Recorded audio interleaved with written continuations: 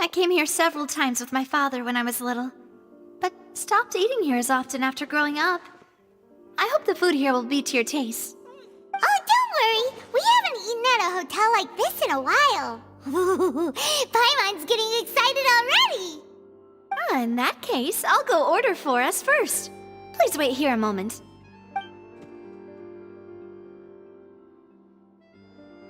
Ooh, everything looks so good. People in Fontaine sure know how to enjoy life. Why, of course. Go ahead, try whatever you like. If the food's good, I'll make a group reservation for the rest of Spina di Rosula next time. And if it's not? Well, then I'll still bring everyone. Albeit with only one dish per table. You, sure have your own way of doing things.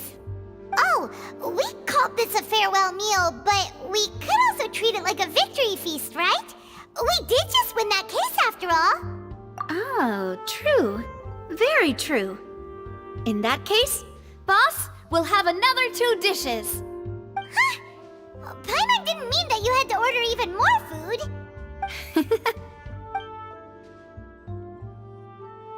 Speaking of cases, do you think that the mastermind behind the serial disappearances will get caught soon now that this has all happened? Well, we've certainly taken a big step forward, but I feel that's about it. We know that there's an organization that means to dissolve these young women, but we still don't know what they are really after. If it hadn't happened right in front of us, Paimon wouldn't have ever believed that a person could be dissolved like that. Right? Yet it was because this was such a preposterous notion that the investigation could never really move forward before. Ugh. If only that guy could have finished speaking! We were so close to hearing who was behind it. In such investigations, even the smallest step can seem like a yawning chasm if the trail of clues is cut off. To be honest, I don't have high hopes for any follow-up that the authorities might conduct. It's not that I don't have faith in their ability, it's just that a different perspective is required in some matters. It's easy to guard against and deceive a single narrow perspective. A shift in thinking is required at such times in order to produce a breakthrough. Which is exactly why the Spina di Rosula exists. Those highfalutin folk are not all-knowing. That's why we exist. To seep into the cracks where filth falls through, where their watch fails them. That's the kind of problems we solve. Seems Paimon thought things were simpler than they actually are. It's all right. Well, this was supposed to be a farewell meal, so I doubt you have further interest in this business, right?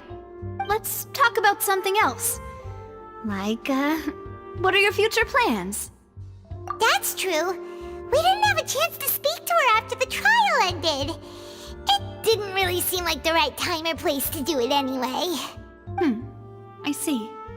So, your primary objective, which has been foiled so far, was to have a chat with the Hydro Archon. I've heard that there's a long line of people waiting to meet Lady Farina. I suspect you'll be waiting for quite a while, considering that you missed your chance today. Yeah, we've heard that she's super popular here in Fontaine, and that it'll be tough getting any of her time. Well, would you consider some more, unique ways? Perhaps even methods of, let's say, questionable legality?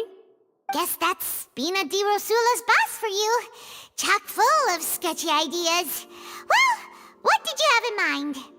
Well, one way would be to infiltrate a performance troupe at the Opera House, only to abandon your act at the play's climax and ask to speak to her after the performance. I'm sure Lady Farina would be eager to see the ending, and would agree in order to finish watching the play, don't you think? Could you suggest something a little more practical? This plan seems pretty hard to pull off. We'd have to go learn how to act, and acting's really hard. All right, here's another. Find a way to conceal yourselves under her bed, then wake her up in the dead of night and demand answers. Don't let her go back to sleep until she answers all your questions. I can personally testify that this one works. When I'm sleepy, I'll do anything as long as I can finally get some sleep.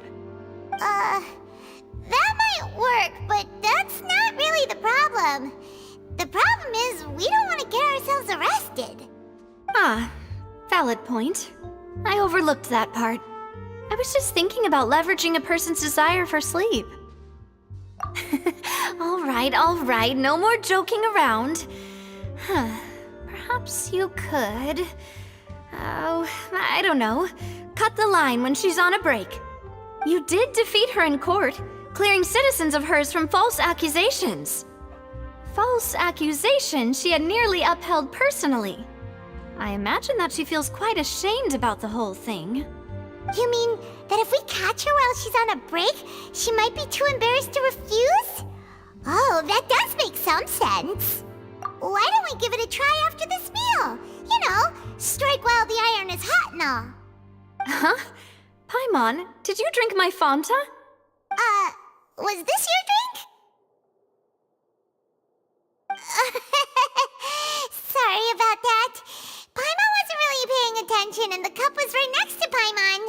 Would you like to order another? No, it's fine. We're just about done here. Alright. Honestly, Paimon wouldn't recommend Fanta anyway. It tastes kinda salty and icky. Is that so? Huh. Well, in that case, we'll have to blacklist the Fanta here then. If we're all finished eating, then I'll go pay. Yeah, we're stuffed. Thanks for the treat, Navia.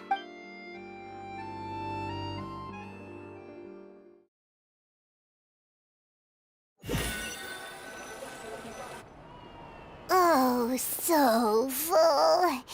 Paimon can barely float anymore. Nah, that would be so normal. You know, like you. Okay. As for expenses this month, we're left with... Hey, Navia! What are you doing over there? Oh, nothing. It was just a meal, you know? Nothing the Spina di Rosula can't cover. Let's get ready to try to meet the Hydro Archon again. Bye, Navia! So this is goodbye, huh? Well, if you do encounter any other trouble in Fontaine, you're always welcome to contact the Spina di Rosula. I'll give your requests the highest priority. In any case, I wish you smooth sailing. I'll see you again, partner. See ya!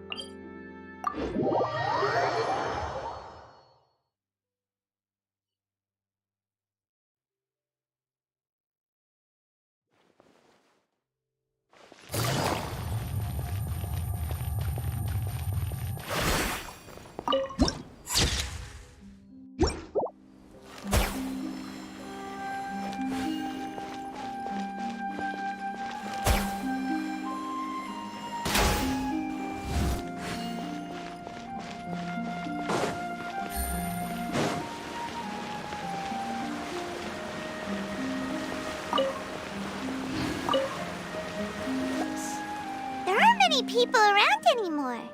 Looks like that boat we took to Araneas might have been the last one. Vache. Looks like we're back here again. Huh? Traveler? Are you hearing voices again? Ugh. That's kinda spooky. Are you sure we don't want to come back in the morning? Vache? Vache. Hey, why are you still walking towards it? There might be something nasty in the water! Huh? Hang on. Paimon can kinda hear a voice. It's calling for Vache, right? Hey, Traveler! Stop walking! Come on, wake up!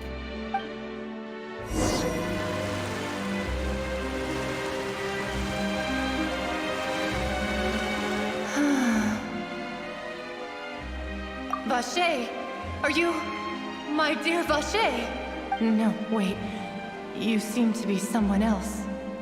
Do you know Vache? Do you know where my love is? I'm... Wait. Who am I? I'm very sorry. I fear I do not know. My memories feel like they have been washed away like a flood. So many fragments dissolved amidst the tide, never to be recovered. How much have I lost? How many things that I once held dear while on land have I since forgotten? Yes, that is what I was once. But now, I am but the consciousness of one who is lost, therefore. I do not know how I came to be like this either. I only vaguely remember being covered in light blue water, and then all grew dim. I also remember going to many places. I loved adventure, loved exploring places of peril. No matter where I went, Vache would go with me. I knew how dearly he loved me, and I also loved him equally. But now, we can no longer go back. The pain of such parting. I never knew how heavy it could be. No, our reunion no longer has any meaning. There is no way for us to create any new memories. The thought of me gives him no succor. So let it lie forgotten beneath the waters. If you meet Vache, tell him not to look for me. Tell him to move on. That is the only thing I still remember. Perhaps that is so. As I was submerged in the waters, losing consciousness, I saw Vache above the surface. His eyes were filled with such sorrow, such longing. If only I could have comforted him, told him that I did not suffer. Indeed, I had felt a great warmth. Is that what you call it? Dissolving? If anything, I consider it a form of release. It was a state of neither fear nor frenzy, with only an endless peace, like the water's still surface. I could also liken it to being a thirsty person who drinks water for the first time, and only then sees how they have lived for so long in a world of endless want and anxiety. I think I hear your companion. It's time for you to go, I think. Farewell, then. I am glad that you were able to sense my presence.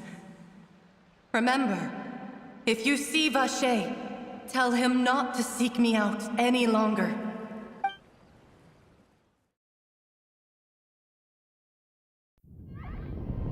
Wake up! Come on, hurry! Navi is outnumbered!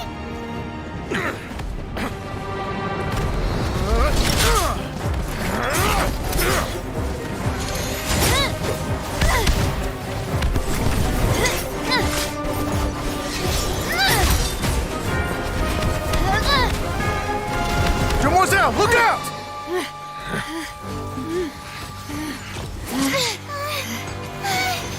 Dear God, it's a whole army of Gardamex.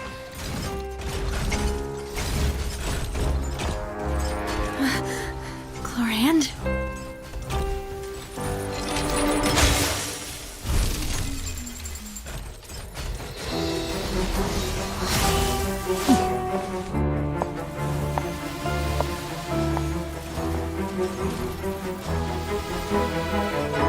Quick, now's our chance!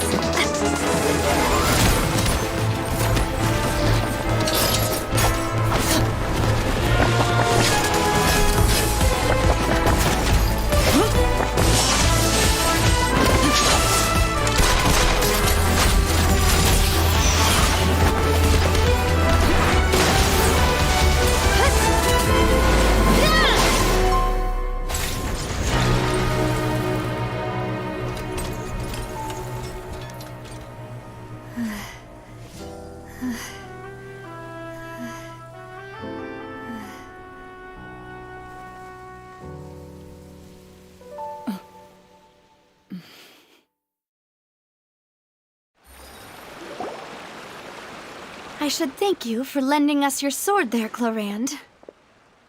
But before I do so, could you explain how you managed to show up here? I followed you. It seemed to me that danger has followed you more closely as of late. I believe that following someone without their knowledge is actually called stalking, is it not? Mr. Callus's last wish was for me to ensure your safety, and I will not betray his trust. He would do the same, were he alive today. Do not speak of my father! Sorry, Demoiselle. I was not strong enough. Thank you for your aid, Miss Clorand, but do keep an eye out for your manner of speech. I believe we all wish to avoid unnecessary emotional harm. Sorry, I did not consider your feelings. Whatever. What else do you know? How did you come to the conclusion that I'd be in grave danger? I doubt I know much more than you, but I believe that the mastermind behind the serial disappearances is very powerful. Your performance tonight will almost certainly attract their attention. I'm sure they've known about me. To be honest, I'm shocked it's taken them this long to act against me. And what about these Gardamex? I thought only those associated with the Maison Gardiennage could control them. None of these mecha have serial numbers. I was sure to check a moment ago. They are not the ones used by the authorities to enforce the law. I can only conclude that some powerful or wealthy party must have obtained them via illegal means, deploying them as a private force of sorts. What? Your point being that they're out of Spina di Rosula's league, then? Yes. Be careful, and do not act rashly. I will continue investigating no matter what. We will bring the truth to light. That's my father's true last wish. Regardless, thank you for your help today, Clarand. But if you get any ideas, tell me first. I don't much appreciate being followed. I do not think that they'll strike again anytime soon. So I shall stop following you. Good day, all.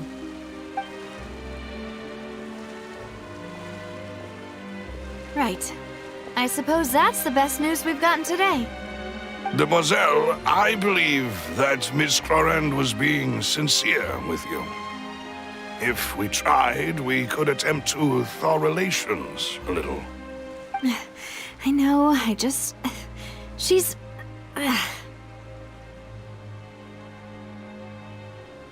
Oh, thank goodness! Paimon thought we were done for! Those Gardamex came out of nowhere while you were unconscious, and Nadia and her gang saved us! Oh, and there was that champion duelist named Clarand who came out to save us too! We got lucky there. Paimon probably couldn't have fought them off otherwise. Oh, come now. Forget all that polite talk. That wasn't really a farewell meal we had back there. Not for me, anyway. In truth, I hope that every meal we have together shall be a victory feast. As such, we're still partners. There's no need to thank me. It will take 50 years for me to match Demoiselle's magnanimity. If it were me, I would have joined the Spina di Rosula on account of her goodwill long ago. All right, you two. That's enough. Actually, Navia, how did you know that we were in danger? You sure did show up in the nick of time. Well, to be honest, you're the one who tipped us off, Paimon. Huh? Really? Paimon contributed somehow? Ooh, Paimon's even more amazing than she thought! Yes, all thanks to you grabbing my drink by mistake. How did that help? After we parted ways, I was on the way back to one of our bases when I suddenly thought of what you said. That the Fanta tasted kind of salty and icky. Fanta only comes in sweet flavors, so how could it have tasted salty? The color of the drink, if I recall, had also been a bit off. So the Fanta had been spiked with water from the primordial sea? Yes, so if you hadn't drunk that cup for me... Spina di Rosula is preparing the grandest of awards for you as we speak for saving the boss. Huh? Really? I sent people to Hotel de Boer to investigate, but whoever did this left no trace at all. That's when I figured out that you might be in danger and hurried here as quickly as I could. But why would they go after us too? All we did was defend Lenny in court and help clear his name. Ugh, now we're caught up in this mess too, aren't we?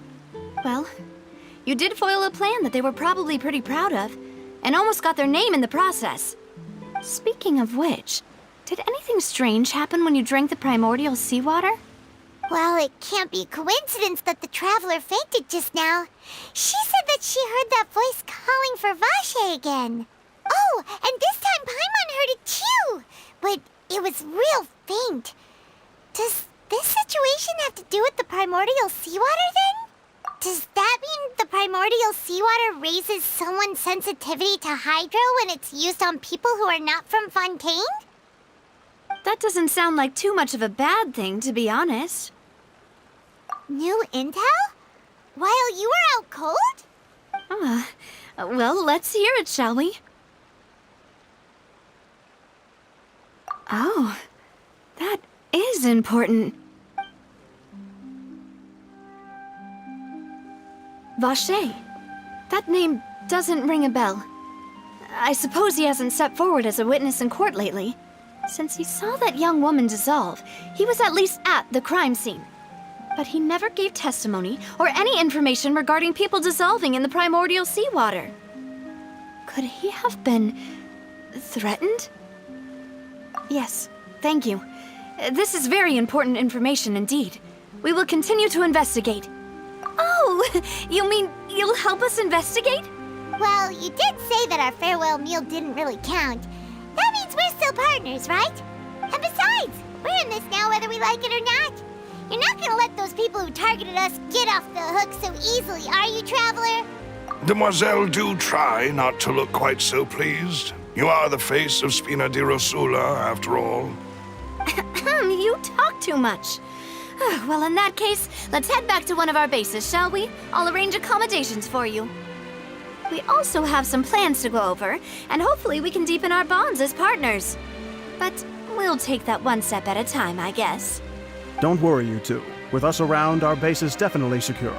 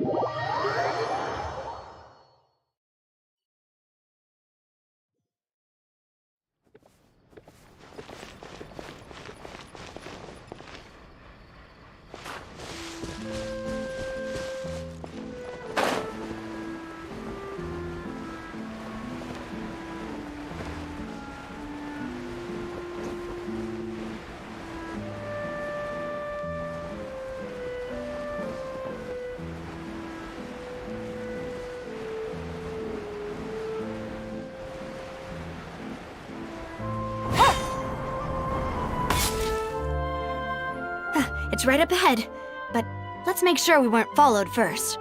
I've been keeping watch, Demoiselle. I haven't spotted anyone suspicious thus far. Very good.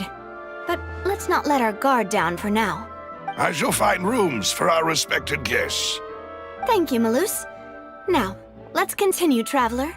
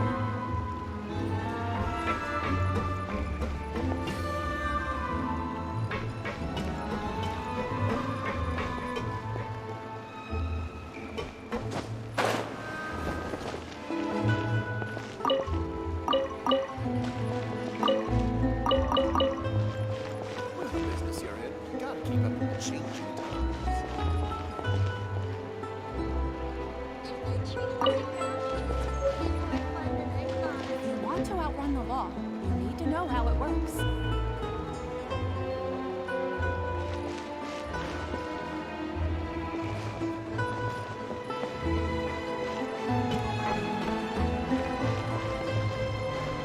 Am I imagining things? Or is all this standing making me dizzy?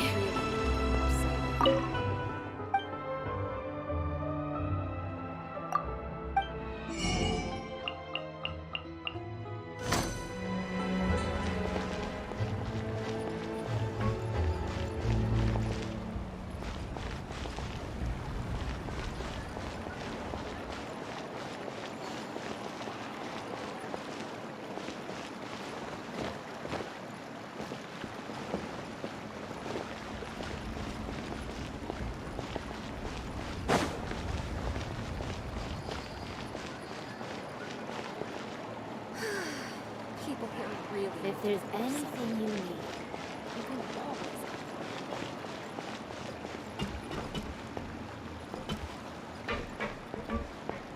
I guess I'm finally on the right path. It's taking him so long.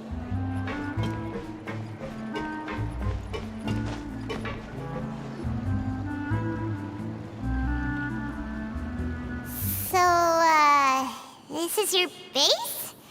It's not quite what Paimon imagined.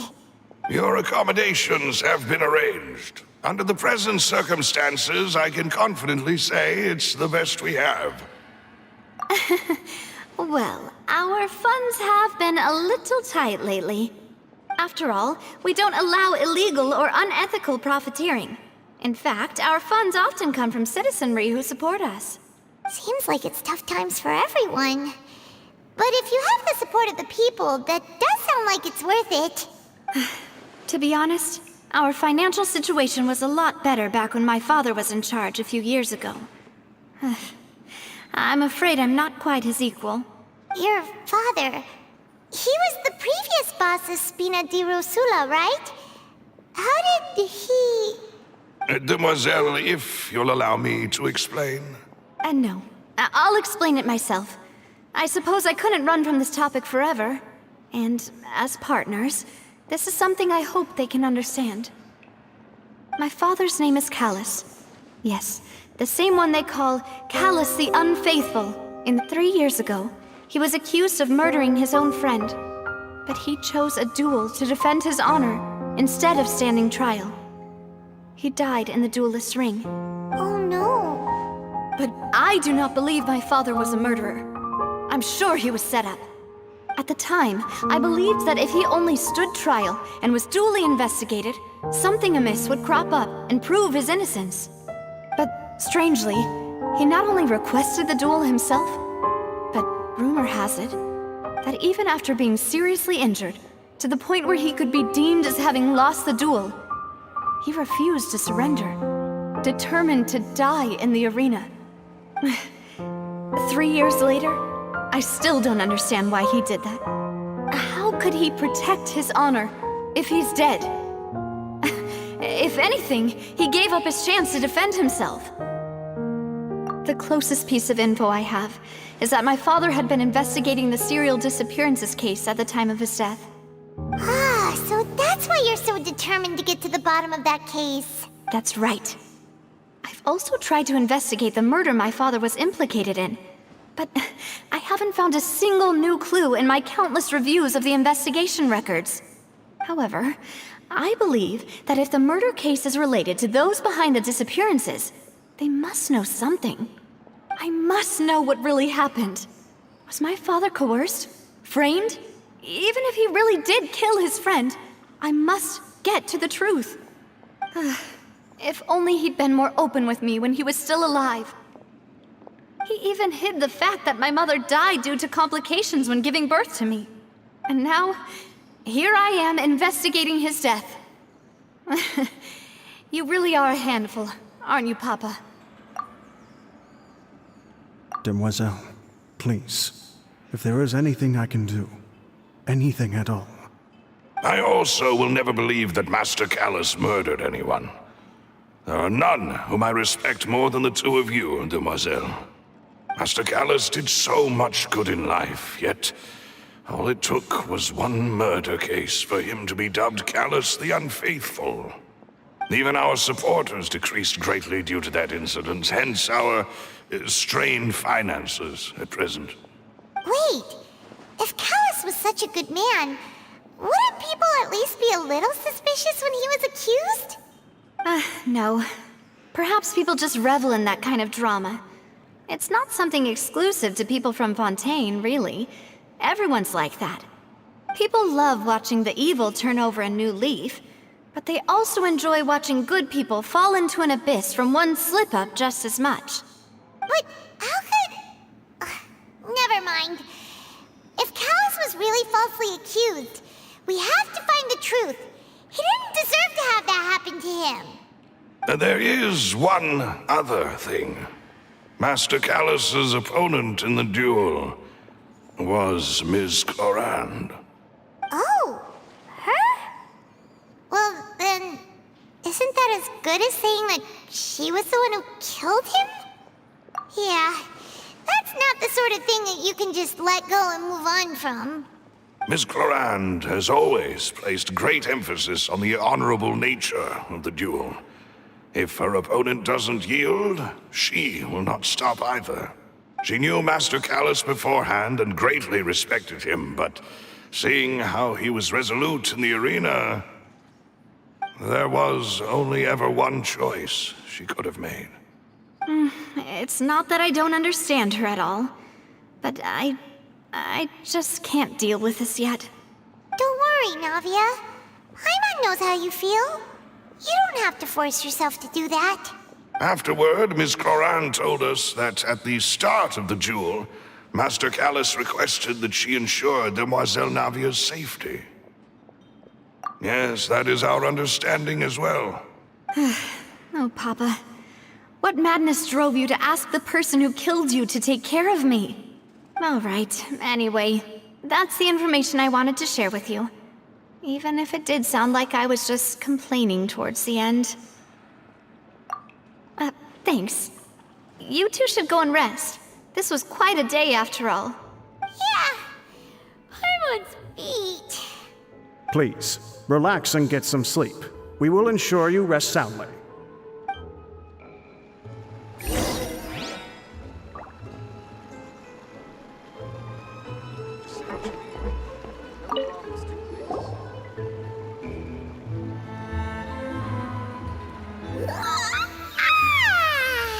Paimon slept so well.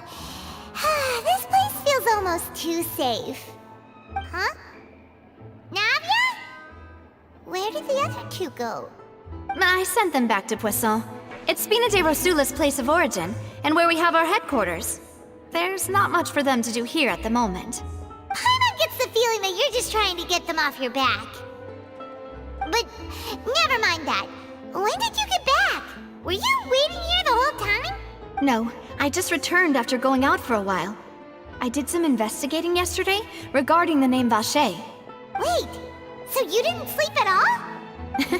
How could I after having such critical new evidence appear?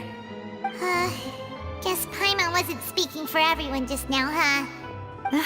Unfortunately, this name seems to have been wiped from existence. It doesn't seem to have a match anywhere. I suspect that those behind this have already taken steps to hinder an investigation from this angle. But that does prove that this Vache person is a key witness in the incident. Does that mean we're too late, though? No. There is one ray of hope. One place in Fontaine that they would find almost impossible to threaten, no matter how much they wanted to. And that is the archives kept by Chief Justice Neuvillette. A place where detailed files on all the cases in recent years are kept. If the Oceanette you met is one of the young women who went missing recently, we should be able to find some related information there. So Neuvillette maintains an archive of case files? Whew. Guess that's the hard-working Chief Justice for you. In that case, let's go talk to him, shall we? Aren't you coming along, Navia? Did you get tired? No, it's nothing. Let's go see the Honorable Chief Justice.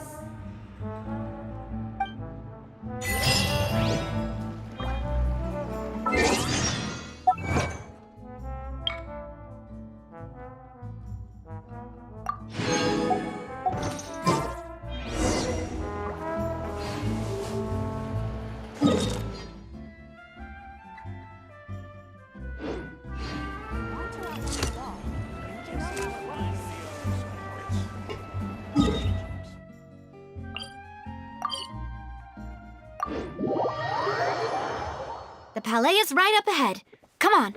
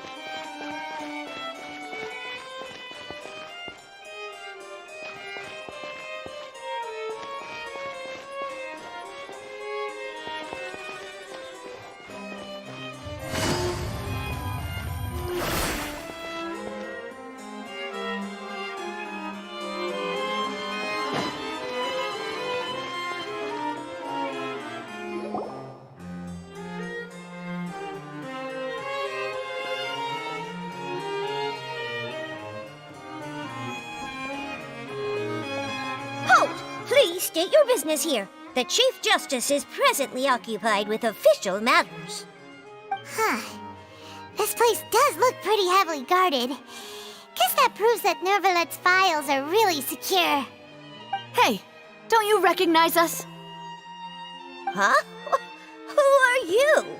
Just to be clear, I don't care who you are or who you might be related to. Our rules make no exceptions. See?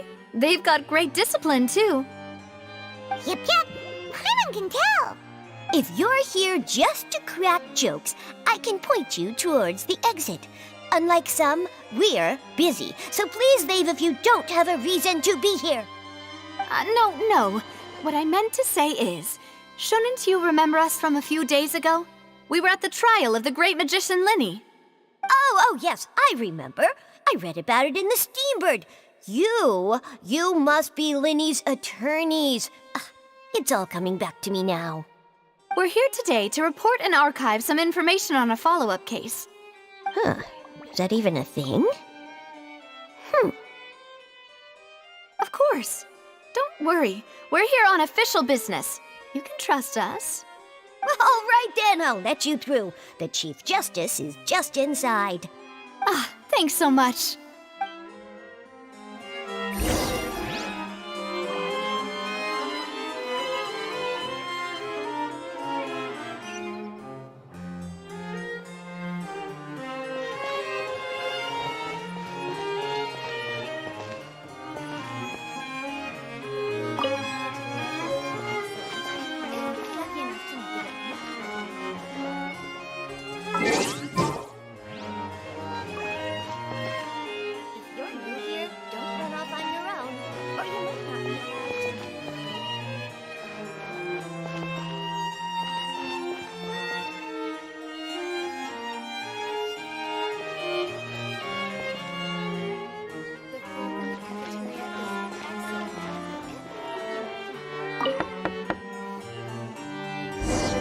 Please come in.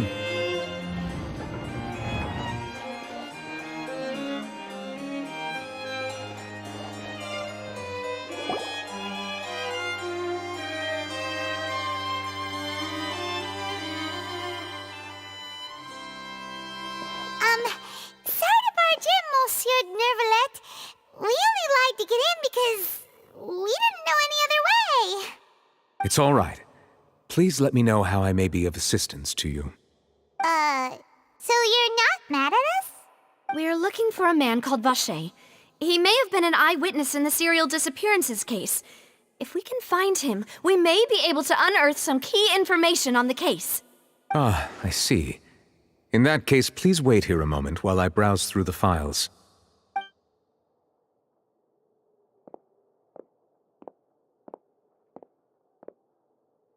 Who knew that Nervalet would be so easy to talk to?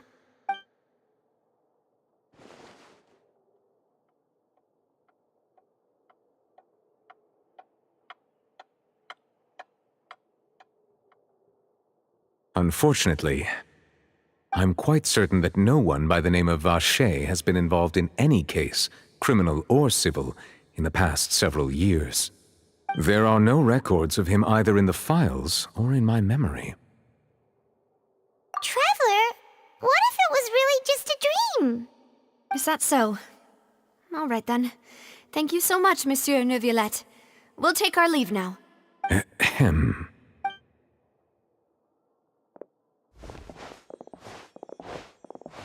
Miss Navia, I can understand how you feel. Your father, Callus, was a truly exceptional man. We deeply regret his passing. And what are you trying to say, Monsieur Neuvillette? Are you trying to console me? Extend your sympathy? Or just express some tendril of regret? No. You are not trying to do any of that. I can hear it in your voice. There's no emotion behind your words. You only said those things because you felt like you should. It's just like last time. After my father took his place in the duelist ring, I pushed through the guards to talk to you as a last resort. You even told me then that you thought there was something fishy with the case, yet you still allowed the duel to go ahead. In your eyes, the value of a human life is nothing compared to those cold laws you hold so dear. If you truly regret my father's death, then why didn't you call a stop to the duel? Why didn't you give me the power to stop him from throwing his life away? Why did you just let him die, despised and hated by all? Everything was hanging on a thread at that moment. Just the tiniest effort could have changed everything. There are still so many things I never got to tell him. So many questions he still owes me answers to. If you really have no heart, then just look me in the eyes. I, Navia, will show you the true meaning of regret. I'm sorry, Miss Navia.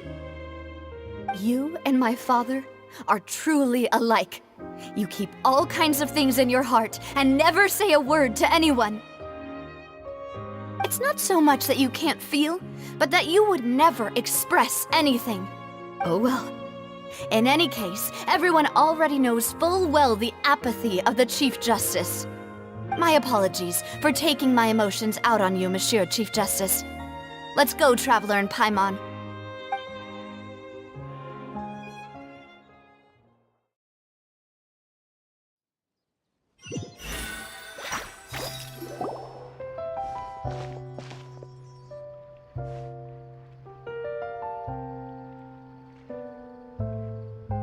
Navia, are you okay? I'm fine. Rain. It's raining. You're right. Wasn't it still sunny when we went into the building? And there shouldn't be any active trials today. How strange. Now that I think of it, on the day my father was convicted of murder, it was also raining. What is it? Did you think of something? Yeah, he was outside. It was uncovered and the rain could fall there. Why? Do you think the rain could have affected the crime scene? That thought has occurred to us before. We've even expanded the search area to try to account for that, but didn't find anything of value. Oh? Wait. You don't mean... So you're saying that the true murderer could have been turned into water and then got washed away with the rain? Yeah, and if that's what had happened, then no one would have believed your dad, even if he explained what he saw to the authorities. I really think I found a true genius for a partner. You're completely right. How did I not connect the dots earlier? All right, let's go to Poisson. With this new lead in mind, we'll get to the bottom of my father's case for sure. Yeah, we're gonna make progress for sure this time. Do you want to go with me now? Or do you want to head over by yourself later? Great. Let's go then.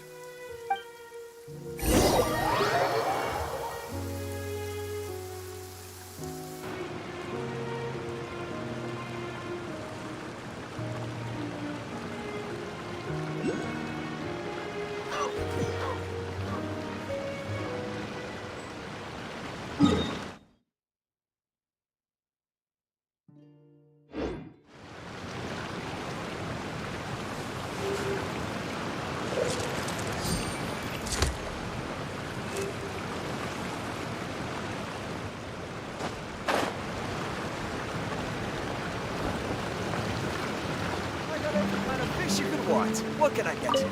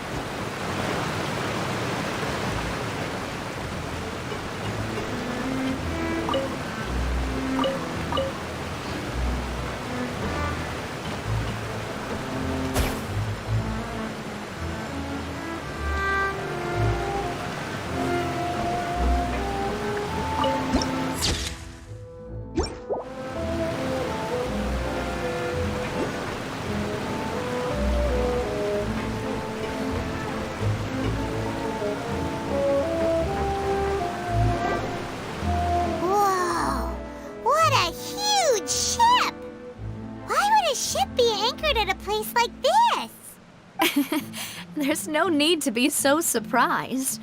While it may look like a ship, it's actually Spina di Rosula's headquarters. My father was the one who asked for it to be built like this. Perhaps our taste in exterior design is the only thing we occasionally had in common. A gigantic and glamorous ship embodies discovery, opportunity, ambition, and conquest. It symbolizes Spina di Rosula's bright and limitless future. And Paimon thought you were bluffing when you said Spina di Rosula had a glorious past. Paimon was confused why a group with such a history would live in the sewers.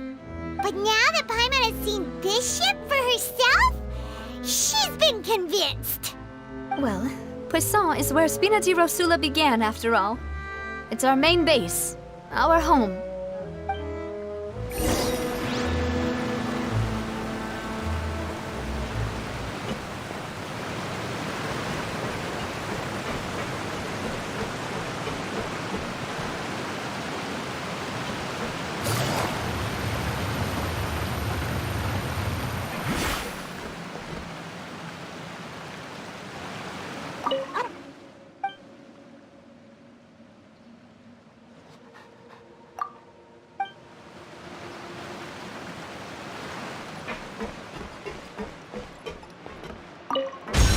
Intel is just like teachers.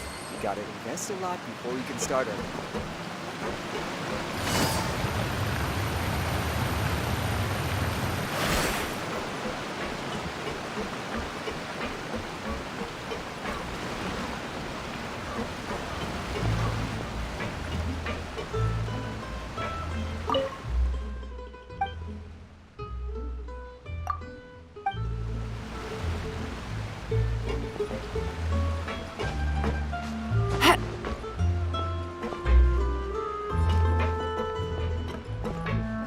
Watch where you're going.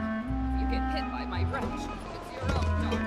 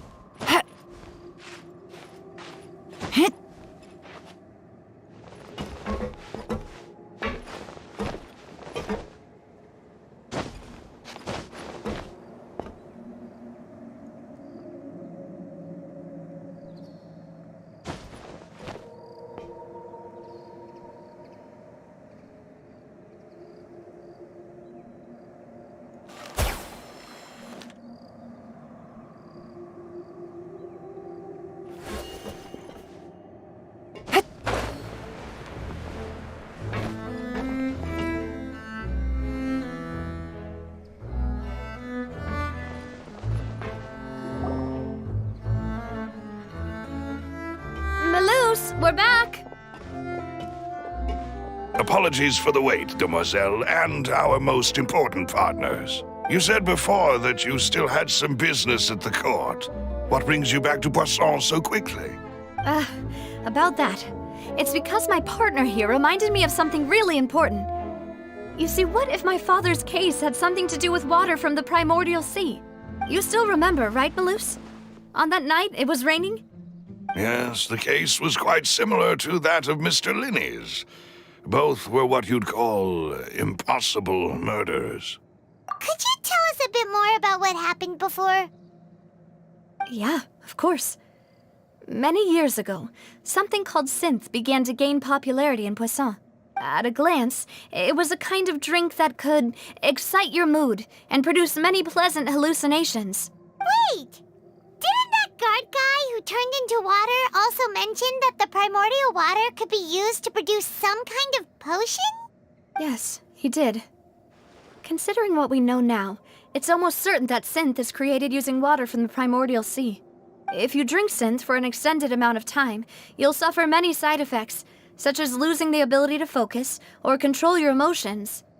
And if you were to stop drinking it completely, you'll experience flashes of paranoia and anxiety, while lacking energy to do anything. It's an extremely dangerous substance. As he oversaw Poisson, my father was compelled to put a stop to synth abuse, and called for a complete ban of it. Boss's uncompromising attitude incurred the synth vendor's wrath, but no matter how much they threatened or bribed him, he refused to yield. Not only that, Boss became determined to find the mastermind behind the synth operation. Yes, but the enemy was very cunning. so he could never get anything out of the dealers, all of whom only sold the stuff and weren't privy to the rest of the operation. Recognizing that, my father decided to contact the dealers in secret and cultivate personal relationships with them. Finally, he was able to convince someone to become his informant. The man's name was Jacques. He felt greatly ashamed about his work after seeing many families destroyed by synth abuse. That night, my father hosted a banquet at his countryside estate. He planned to meet up and exchange information with Jacques over some food. But then, we heard 2 gunshots from the courtyard. We raced to the scene and found my father, still holding a gun, and Jacques, who was already dead on the ground. Huh? How did that happen? Aren't they on the same side? Sounds just like Lenny's case, doesn't it? In both cases, the culprit seemed obvious, but neither appeared to have any motive at all. Looking back on it, though, I now believe the most important clue was something we all overlooked at the time. There were pieces of clothing left at the scene. Precisely. It's all thanks to you that I made the connection now.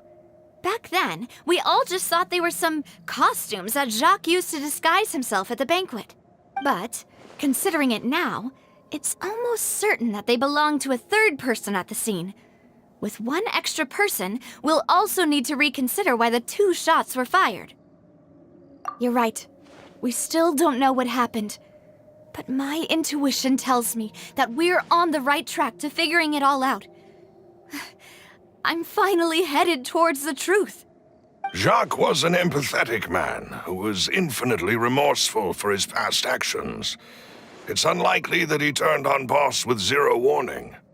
I think this third person is probably the key to the full truth. On that note, however, even though this will not please you, demoiselle, as your and your father's butler, I must still offer a word of warning.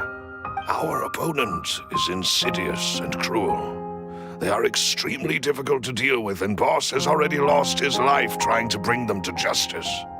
Even though Spina de Rosula has lost most of its former glory, Poisson has welcomed a new time of peace, and we have been allowed to live out our lives. There is no need to follow your father's path. It would be both wise and in line with Boss's wishes to step back and give up on the case. If that's indeed what he wished for, then he should have told me that himself. Was I not the closest person to him? And yet, I was the one most kept in the dark. What was the point of him dying without sharing any of the secrets he knew? Did he manage to protect anything in the end? Synth is still here. Callus the Unfaithful is still his epithet. And Spina di Rosula is barely getting by. Nothing has changed. Did he think I'd just accept his meaningless death and live out my life just as meaninglessly? I've never accepted that, ever. Not since that day, and certainly not now. I want to find out the real answer for everyone's sake. For the missing girls, for the victims, and for myself. Navia. This is indeed the best moment to act. Your partner appears to be quite reliable, and more importantly, demoiselle, I think you're also ready to take this on.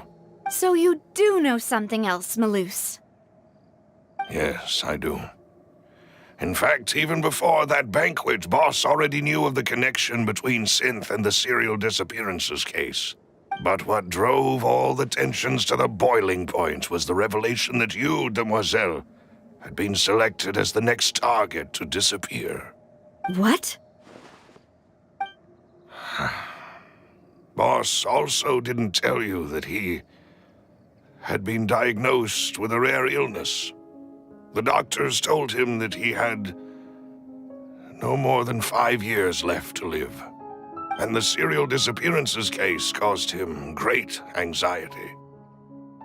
5 years was nowhere near enough time to resolve this long-standing conflict, but once he passed away, all the danger would pass on to you. Knowing all of this, he decided to use one final intimidation tactic before his death. He claimed to have already gotten his hands on some key incriminating evidence for the other side, and even told some members of Spina di Rosula about the details. But as long as you remained safe, he would not share the evidence with the public. If something were to happen to you, then he and all those he told would immediately expose all they knew about Synth and the disappeared victims. Right, so nobody would be able to get off scot-free. As we've seen, Boss's tactic has worked. Even though Boss has been gone for a long time, the other side has not tried to take Demoiselle's life. No, I don't believe it. He never appeared to look sick to me. No father wants their daughter to see them weak and haggard, especially someone as proud as Boss. To him, dying in a duel and suffering lasting dishonor as the unfaithful were still far preferable than losing face in front of his daughter. So he chose to die in silence, so that he could protect me. I'm afraid you're not understanding this correctly, Demoiselle. What Boss wanted to hand to you was not a parasol, but a sword. If Boss's spirit could hear you telling me that you want to find the answer for the sake of everyone involved, I'm sure he'd be extremely proud. That fool. Couldn't he have just given it to me straight? No. He might have set up everything precisely because he never thought I'd be able to understand him. Is that the amount of confidence he had in me? And what if I was never able to make it to where I am now? Yeah. I suppose that's true. With the way he'd set things up, if I had wanted, I could have just lived out my life without a care in the world. But thankfully, he rarely talked to me about complex matters, and thus understood little of me as a person. In this case, he really didn't need to give me an easy way out. Malus, what was the key evidence that he shared with you? It's the location where Synth is produced. When he was threatening the enemy, Boss didn't share the specifics of the incriminating evidence he found. But if you want to use it against the enemy, you'll still have to take several things into consideration. Why? If we know where the place is, can't we just go storming in? You mustn't forget that we're fighting against a mysterious and dangerous organization that's been in operation for decades. There's no telling what might be lying in wait at their headquarters. We also have no idea what kind of evidence we may be able to find inside, nor what people we may be able to capture. But a single visit to their headquarters would be tantamount to a formal declaration of war. The worst case would be that we leave empty-handed, but also open ourselves up to full retaliation. Then, in that case, why not work with the Fontaine authorities? Well, you saw one of them dissolve during Mr. Linney's case. We have no idea just how thoroughly they may have been infiltrated. That's true. Seems my father really had no choice. But things are different now. It should be a lot easier to prove the other side's guilt, now that we've connected Synth with the disappearances case. You sound like you've put a lot of thought into this, Malus. I am the butler, after all. I live but to serve the boss and Demoiselle's will. I've always been willing to take on any kind of risk for your sake. But considering my relative lack of ability, I've spent my time keeping secrets, performing basic investigations, and waiting for the right time to come. Thank you for all of that, Malus. Have you discovered anything new in the past few years? Let me think. One conclusion I came to is that the enemy must be quite familiar with Spina di Rosula, or at least have an informant planted here. When I announced orders to the organization's members on Demoiselle's behalf, I used to deliberately keep a few people in the dark and observe the reactions of the synth vendors. If the vendors didn't change their plans, then the individuals informed of our orders must be innocent. If the vendors packed up and fled, however, then someone must have given them the news. After several rounds of testing and investigative tracing, I've narrowed the suspect list down to 3 people. The first is Florent, Spina de Rosula's senior advisor. Huh? Florent? Yes, surprising, isn't it? He was one of the people Boss trusted the most, which also means that he was someone who understood Boss really well. Thanks to his position within Boss's innermost circle, he always knew our upcoming plans and could thus avoid capture this whole time. There's someone else like him too. Marcel, the head of Confrérie of Cabrières. Uncle Marcel. It's a guild in Poisson. Boss helped it to grow to its current size and prominence. In the beginning, they were only reselling some daily goods, but now they're one of the richest guilds around, with a lot of business connections in the city. So, they're like a sister organization of Spina di Rosula? Yes, you can say that. When we were fighting against the synth dealers, they provided us with plenty of support. It's a bit difficult to imagine someone using their own money to hunt down themselves. The final suspect is Thierry, the man responsible for coordinating information between Spina di Rosula and the guards.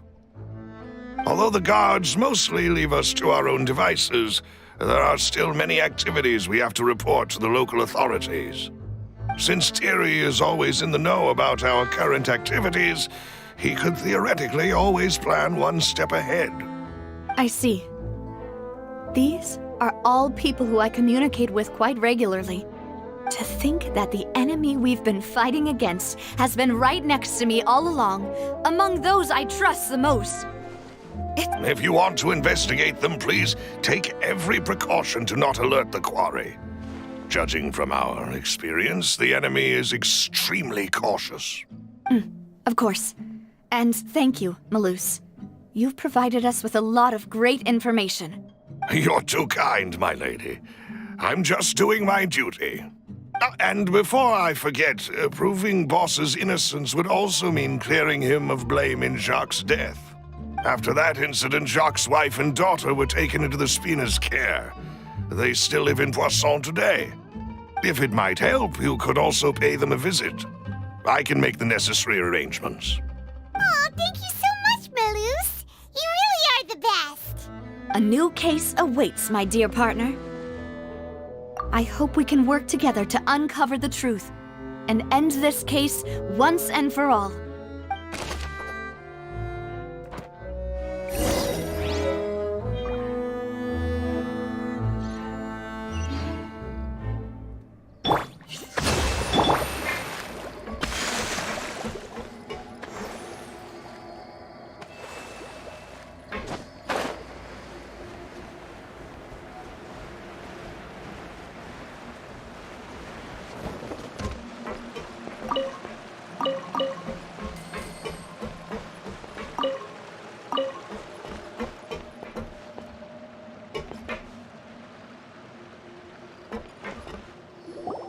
It is settled, then.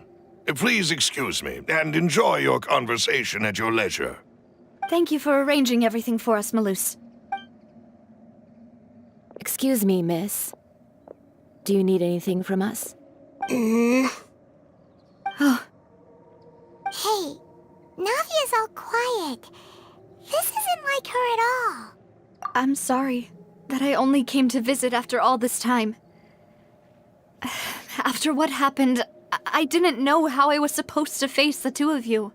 Ah, if it's about that, there's no need to apologize. After my husband died, Spina di Rosula sent us a lot of mora and support. I understood your guilt and apology to be genuine.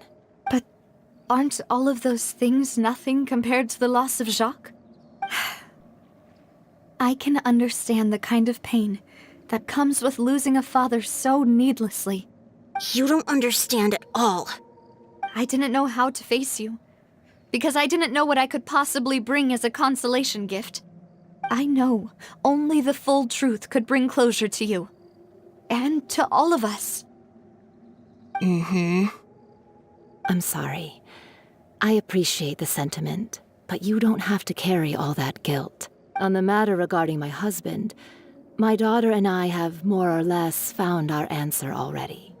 Would you mind sharing it with me? I really can't believe that my father could ever bring himself to shoot Jacques. I always knew that my husband's money was earned through others' suffering. He told me countless times that if he could turn back the clock, he would never go into the synth business again. He had many regrets, and felt that he took the idea of providing for his family too literally. For the longest time, he thought Mora was everything. So when Mr. Callis came to him with a proposal, he accepted it almost immediately. He tried to be as careful as he could, but even so, he was still found out by the higher-ups. They found out about his betrayal? Papa didn't say that exactly, but Papa did tell me that I should never be ungrateful. Before he left that day, he told me that he had no choice. It was only later that I realized it was his final farewell to the two of us. I don't know that for sure, but you could say that's the conclusion I eventually came to.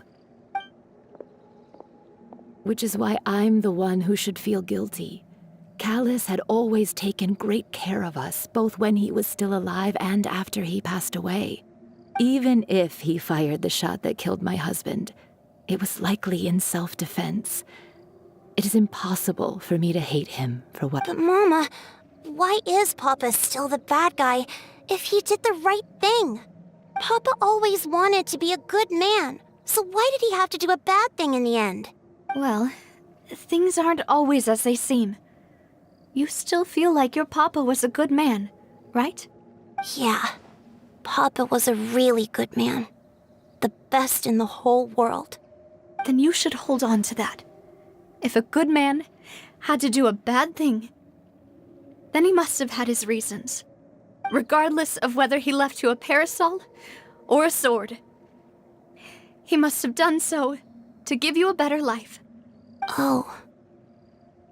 Thank you for everything you've told me. I will definitely find the truth. The current state of things is not something I'm willing to just sit back and accept. Thank you. I'm very grateful to hear this from you. Even though your personality is quite different from your father's, your determination when you speak is really similar. You really think so? That's the first time anyone said that to me.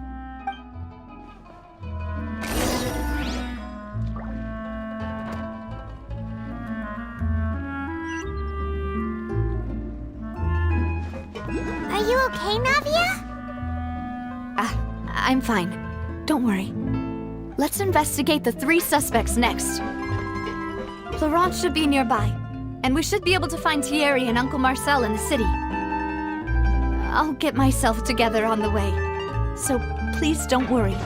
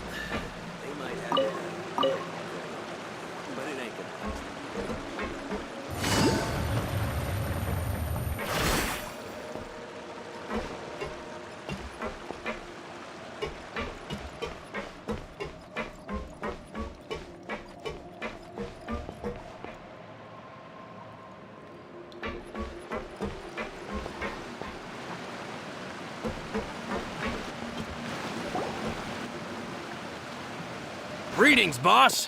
How may I be of assistance today? I'm sure you've heard about what happened at the Opera House.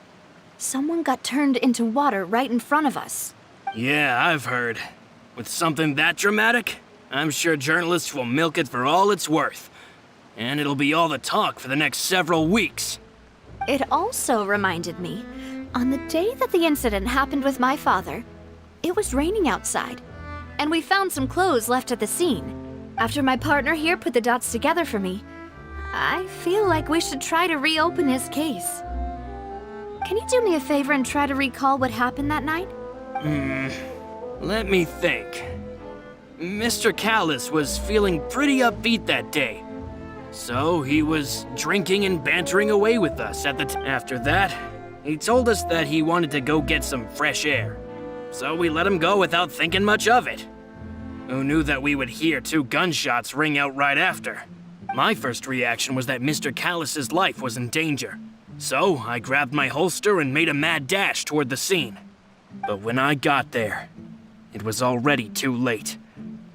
Mr. Callus was standing over a dead body with a gun in his hands. All we could do was look back and forth at each other, not knowing what to say. So you also remember 2 gunshots then? Indeed. The guard said that the first shot didn't hit anyone, while the second killed Jacques. But I've never really bought that explanation. Reason being, Mr. Callus had left his gun on the table. I even made sure to confirm that before running to the scene. But according to the guards, that doesn't mean he couldn't have had other guns on his person. About the clothes left at the scene that you mentioned, do you think there was a third person there who was turned into water? At least from our perspective, my father had no reason to kill. So he would also have no reason to bring an extra gun with him. The gun he was holding probably belonged to Jacques, or a third person on the scene. Yeah, that makes a lot of sense. So you're saying Mr. Callus ended up with the gun because he seized it from one of the other guys? But hold on. If that's what had happened, then why didn't he share the truth with any of us? He didn't even want to face the Oratrice machine, and chose instead to prove his honor in a duel. Did he lose all faith in the courts after seeing someone dissolve right in front of his eyes? About that, Malus told me a thing or two. So, I think I can understand why he committed to the duel. I'll tell you everything once the whole truth has been revealed. I understand. Then I'll leave Mr. Callus's honor in your hands, boss. And if I may just say one more thing. The whole Callus the Unfaithful epithet has been a thorn in my side since the day it was invented.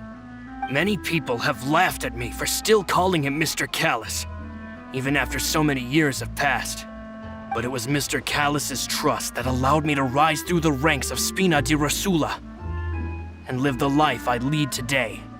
No matter what others might say, he'll always be the man I respect the most. And he'll always be my boss. Don't worry. I will definitely find the truth. You and all our other comrades at the Spina deserve to know the truth as well.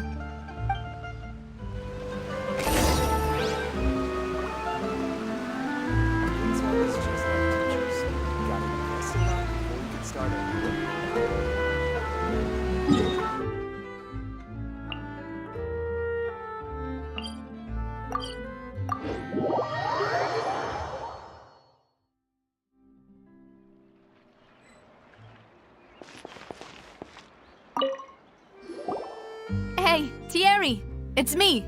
Oh, now, what brings you here, Miss Navia? I've heard that you made quite the name for yourself at the Opera House. Oh, so you've got news of that already. Oh, okay. Hey, I'm also a member of the Guards, you know. The way you make it sound, people would think I was sent off to Poisson because I had done something wrong. Are you sure there isn't a little bit of truth in that? Under normal circumstances, shouldn't you have been called back to the city already? I mean, where I work is really up to me. Let's just say I enjoy the ambiance of Poisson. Callus did a fantastic job running the town, building Spina di Rosula from the ground up and clearing many obstructions in my way. It would be next to impossible for me to find a similarly easy but high-paying job in the city. Anyway, enough chit-chat. Are these 2 friends of yours? You, here for some formal business? Yes. These 2 are my partners. What happened at the Opera House made us realize that Linny's case and my father's may be related. We're trying to reinvestigate the details of my father's old case. Ah, I get it. You think there might be more to the case now that we know people can be dissolved into water, right? I was also flabbergasted when I first heard of it. If you want to go through the original files from your father's case, I can help you look for them. That'd be much appreciated. Thank you. Actually, I have another question. Do you have the authority to dispatch Gardamex? Of course. Without them, I couldn't possibly handle Poisson on my own. Why do you ask? We definitely can't use them to forcefully get more evidence for your father's case. Well, you see, just recently, we were attacked by a horde of unnumbered Gardamex in the city. So, if you hypothetically wanted to do something against me, all you would need to do is get rid of the mecha serial numbers and send them after me. Then you think too highly of my abilities. Dispatching mecha is very different from controlling them. If I had to make an analogy, when you order a dish, the chef will make it for you. You can ask the chef to cook, but not to massage your shoulders or carry your baggage. If you try to make unreasonable demands, the chef would just think you're out of your mind and ignore you completely. The same goes for me and my Gardamex. Removing a serial number is also not as easy as you might think. There are a lot of complex steps to it, and it's almost impossible to keep it a secret.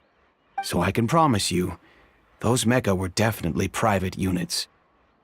They're certainly not cheap. So, whoever their owner is must be super rich, powerful, or both. Now that you mention it, though, being in the synth business would definitely be profitable enough to afford this. Oh, then you're officially in the clear, Thierry. Oh, well, thank you for the vote of confidence, Navia. Jokes aside, I'd like to wish you all the best with your investigation. I'll be staying in the city for a little while, so just come find me if you need any support from the guards.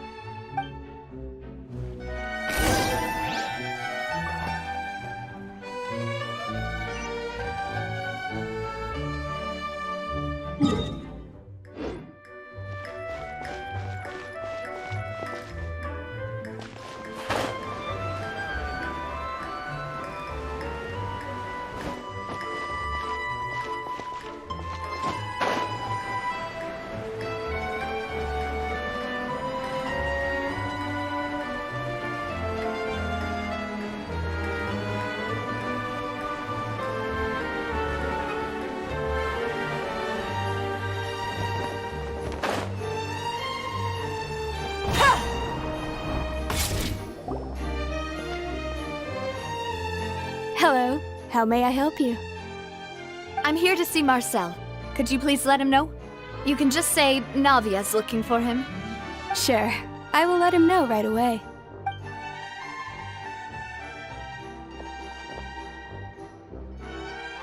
Ah, Navia, hello. Sorry to keep you waiting.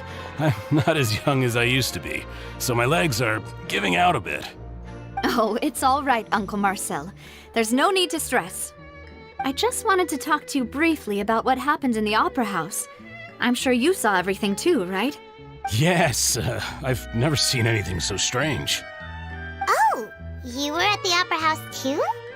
That's right. I went there with Navia to see the magic show. Who knew it would turn into a whole murder mystery? I also witnessed your marvelous sleuthing work. Quite impressive. To beat the Hydro Archon at her own game on her own turf, I can already imagine everyone in Fontaine discussing your exploits over a few glasses of wine. Oh, Paimon doesn't want to become the talk of drunkards. Apologies. It's just how Fontaine is as a nation. Everyone loves drama and theatrics. Uncle Marcel, you've also noticed that other thing, right? The fact that humans can dissolve in water? Yes, I was reminded of your father's case right away. Is that what you're investigating now? Exactly. I still don't have much solid proof, but I can sense that the other side has already begun to act.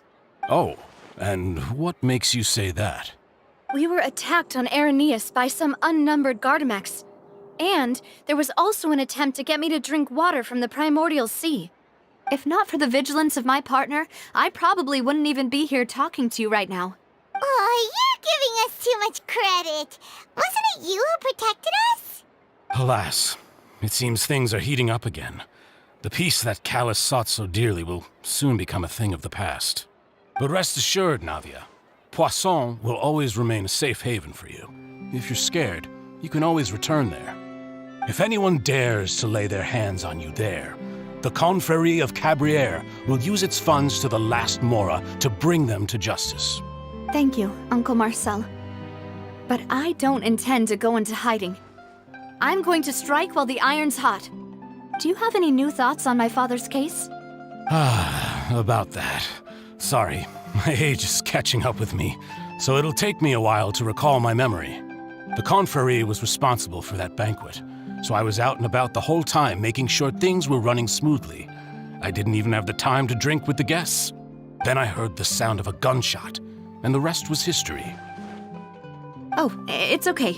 No need to push yourself. We'll ask around some more, see if there are any valuable clues elsewhere. Sounds good. Just let me know if you ever need Mora. All my wealth comes from Callus's patronage and support. I'll spend however much it takes to clear his name.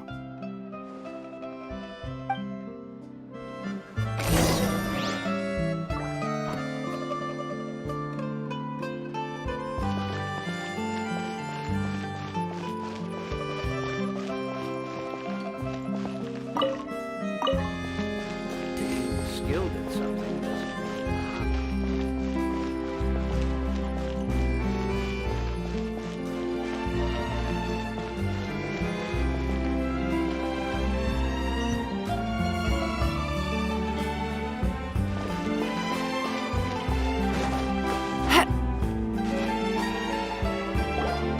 We've talked to all three suspects, purely based on their conversations with me.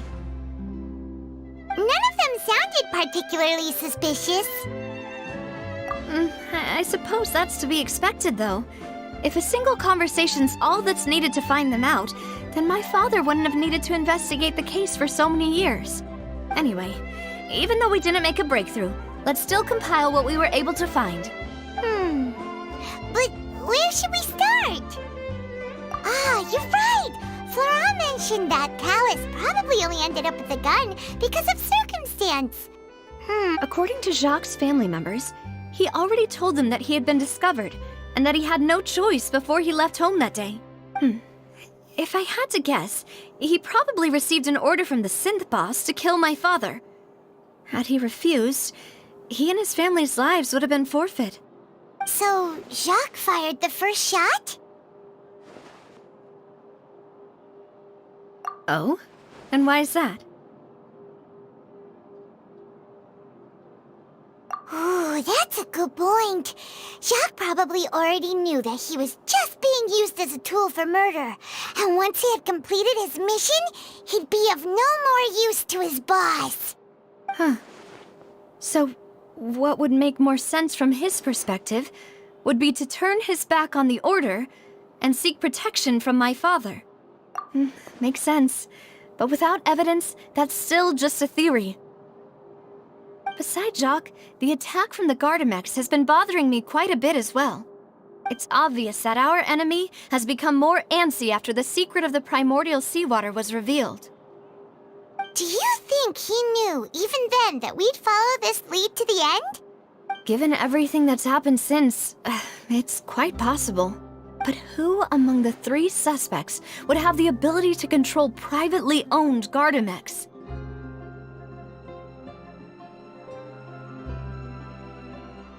Uncle Marcel? My father did really trust him. And they worked together on a large number of projects. Maybe that's how he got to know Jacques. And with funds from the Confrérie, he could also afford a large number of Gardamex. It's still really hard for me to imagine, though. After all, Uncle Marcel has been around since I was just a child. Also, wouldn't this mean he has been spending a whole lot of Mora and energy to fight his own synth business?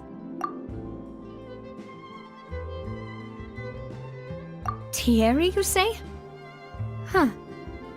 It is possible that he's figured out a way to convert the Gardamex for personal use. But I didn't feel like he was lying when he was talking to us about the mecha. I also don't think he'd be able to keep that kind of tampering under wraps.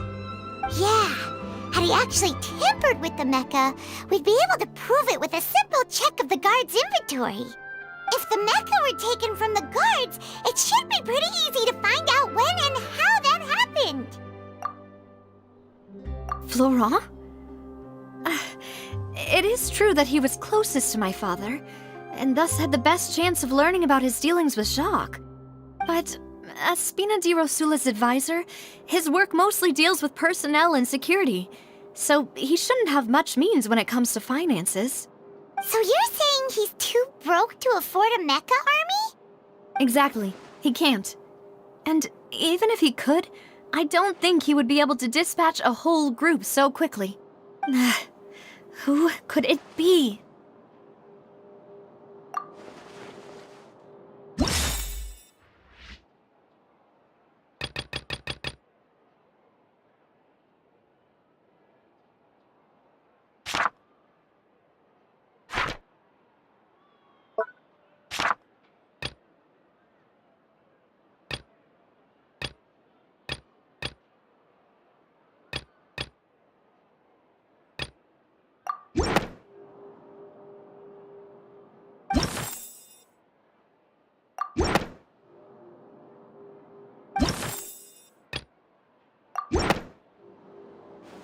You know, if you think everything through, Uncle Marcel is indeed the most suspicious of them all. Could we be missing other suspects? Malus didn't know about the people turning into water thing when he narrowed it down to these three, did he? Malus has always been very reliable, and his judgment of others' trustworthiness has been fair and well considered. When he laid out his case for the three, the rationale he gave me made a lot of sense as well. The suspect is knowledgeable about the Spina's internal affairs, has the means to dispatch Mecha to assassinate us, and possesses significant intellect and foresight. Even if I don't want to believe it, I'm starting to see how things could all tie back to Uncle Marcel. Well, we still have another trump card on top of all the theorizing and speculating. Yes, Malus did say that charging straight in there would be extremely risky, but we don't have any other options right now. We need far more solid proof before we can hope to go charging in on our enemy. Navia, here you are. Oh, I've been looking for you. Huh? Aren't you the guy from the guards? Did something happen? Yeah. News came from Irenaeus just after you left. We've got another trial on our hands. Wasn't that place built specifically for holding trials? What's so newsworthy about this one? I know. But they said the person they're putting on trial is a Fatui harbinger called Tartaglia. What? Is that someone you know? Yeah, we know him. Maybe even a little too well. Well, he's been accused of being the true culprit behind the serial disappearances case. It's absurd, don't you think? Wait, how? None of our investigations have had anything to do with him. That's what I thought was strange about it, so I came to tell you the news right away. If the charge against him stands, then it'll be next to impossible to get the guards to support any of our planned investigations. Right, because they'll think they've already found the culprit. Yeah, and it'll be a lot harder then to clear Mr. Callus's name. I understand. Well, partner, what do you think we should do? We still haven't found any conclusive evidence. Huh? Split up? What do you mean? Just as expected of my partner. Since this is a trial about the serial disappearances case, the culprit's attention will be focused on Irenaeus, leaving his home base wide open. You're right. This is our best opportunity. All right then, let's do this. I'll stall them at the Opera House and charge Marcel as the true culprit. I won't have any chance of making that charge stick, though, unless we find more evidence. It'll be up to you to make it back in time and hand the decisive evidence to me. in Linny's trial. Demoiselle, please allow us to accompany you. I'm ready. Ah, Malou, Silver. When did you two get here? We heard that you'll be leaving Poisson and figured that you might require our assistance. It's our hope that your confidence will be bolstered with the two of us by your side. Thank you so much. Then, let's make haste for Irenaeus. Paimon, Traveler, I'll see you at the Opera House. See you then!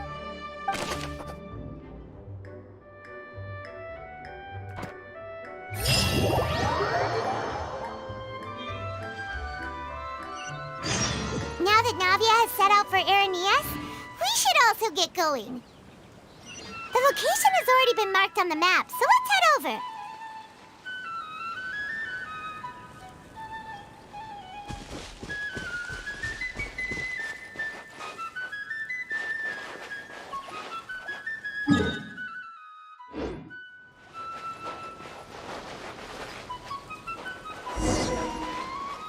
Huh. According to Malusa's info, the synth production base is underwater. Let's go and try to find the entrance.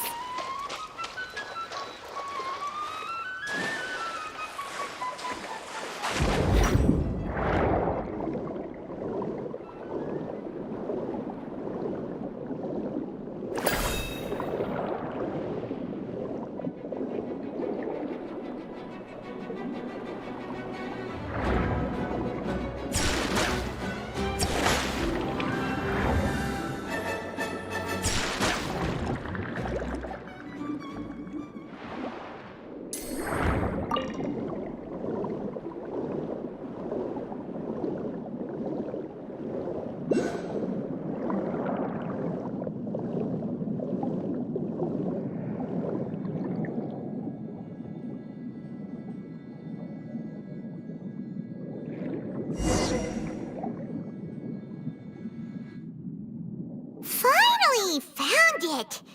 Huh. So this is the entrance that leads to the synth production base. It sure doesn't seem out of the ordinary at all. Ah, you're right. An important place like this is bound to have a ton of protective measures and mechanisms. Navia's probably arguing up a storm right now to stall for us.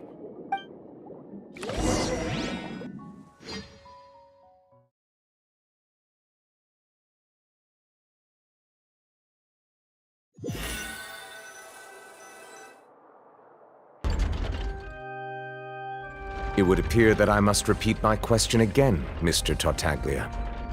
Do you accept the charge that you are the true culprit behind the serial disappearances case? To be perfectly honest, I don't understand your country's complicated court system, or the reason why I'm being charged with something I've never even heard of. However, I did hear that people who have been charged can choose to participate in a duel to clear their name. Is that right? In which case, as long as I accept the charge, I can have an all-out fight with that champion duelist Clorend, right? I've got to admit, that's one of the most enticing offers I've ever received. When I privately sparred with her last time, she was obviously holding back. Real disappointing. Hey! Don't you understand? You're currently the prime suspect for a major case. This isn't the place for you to be looking for fights. Oh? Sounds like the Hydro Archon wants to lecture me on the ways of the Opera House. Then why don't you duel me too? I'm the kind of student that learns best in the heat of battle. No. That's not what I meant. Alas, it would appear that communication with the defendant is going poorly, and we have made very little progress. In that case, let me explain everything from the very beginning again. The goal of this trial is to determine the culprit behind the serial disappearances case. That case had nothing to do with him! You've got the wrong man! Huh? What's going on? Why is she interjecting again? I told you it couldn't be one of the Fatui Harbingers. Miss Navia, this is the second time you've interrupted the court proceedings. I only tolerated your behavior last time because you were able to provide the court with a key eyewitness. But that was an exception rather than standard court protocol. I can very well charge you with contempt of court for your interjections. Oh, please. Did you ever think I had any respect for this place's pointless theatrics? We can put that discussion aside for now. I'm not here to argue with you. I'm here to charge the true culprit behind the serial disappearances case. And if my charges prove true, then Tartaglia here will be proven innocent by default, correct? Oh, a young lady has charged in and offered to clear my name. How fascinating. Well, I'd gotten half bored to death by all these rules and procedures anyway, so I'll take you up on that offer. So, Your Honor, is there nothing else for me to do now? You may take a seat for now in the audience, but that doesn't mean the suspicions against you have been lifted. Now then, Miss Navia, who is the person you would like to charge instead? That person is...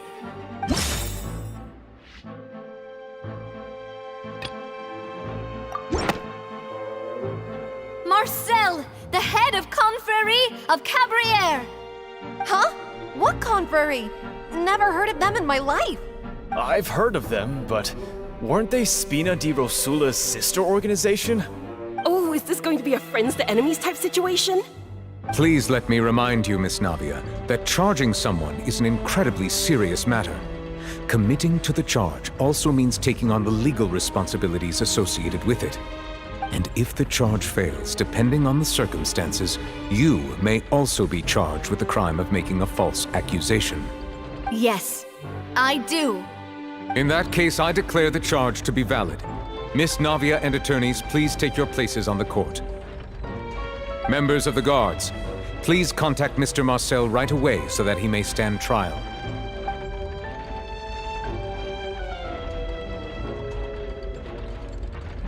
Mr. Marcel, you will not require an attorney. Is that correct? Apologies. It all just happened so quickly. I still haven't figured out what's going on. I think an attorney won't be necessary. This is probably just a misunderstanding between me and Navia. Very well. In that case, since both sides have now arrived, Miss Navia, please present your charges. I would like to take everyone back to 3 years ago, to the case of Callus the Unfaithful. Only through elucidating what really happened in that case can we connect all the dots for the serial disappearances case.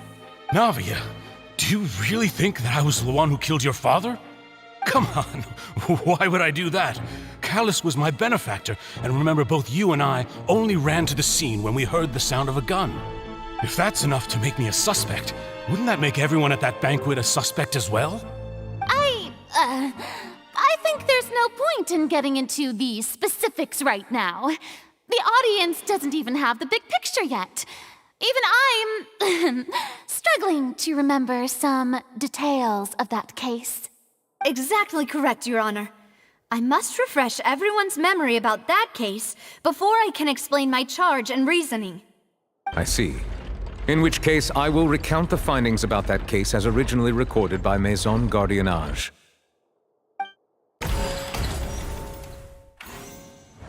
On the day of the murder, Spina di Rosula hosted a large banquet in a countryside estate owned by the Confrérie of Cabrières.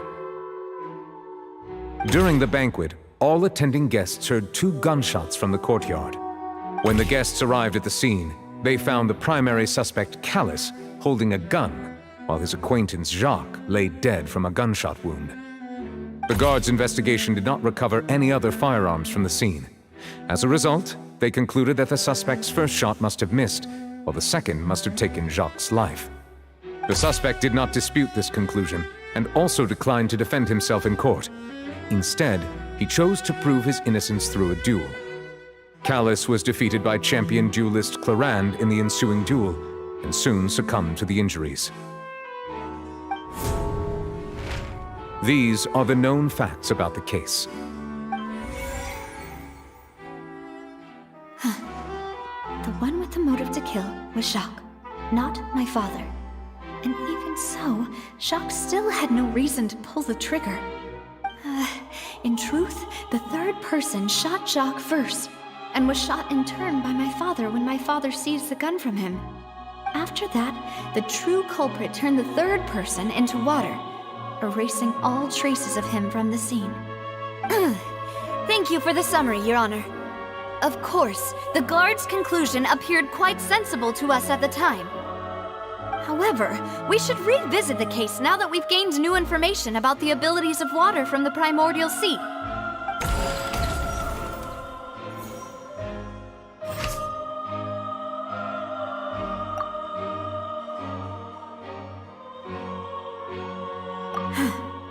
Something...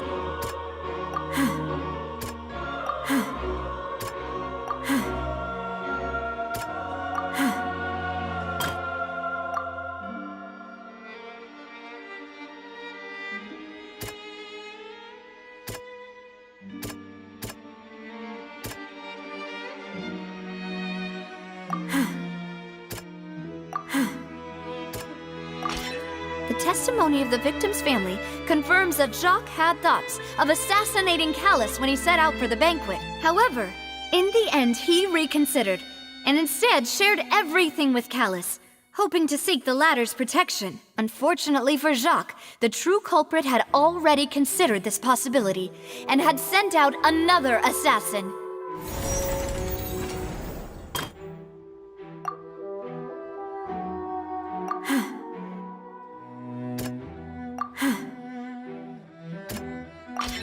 This assassin first shot Jacques, then turned to shoot Callus, only for Callus to wrestle the gun from him and kill him instead.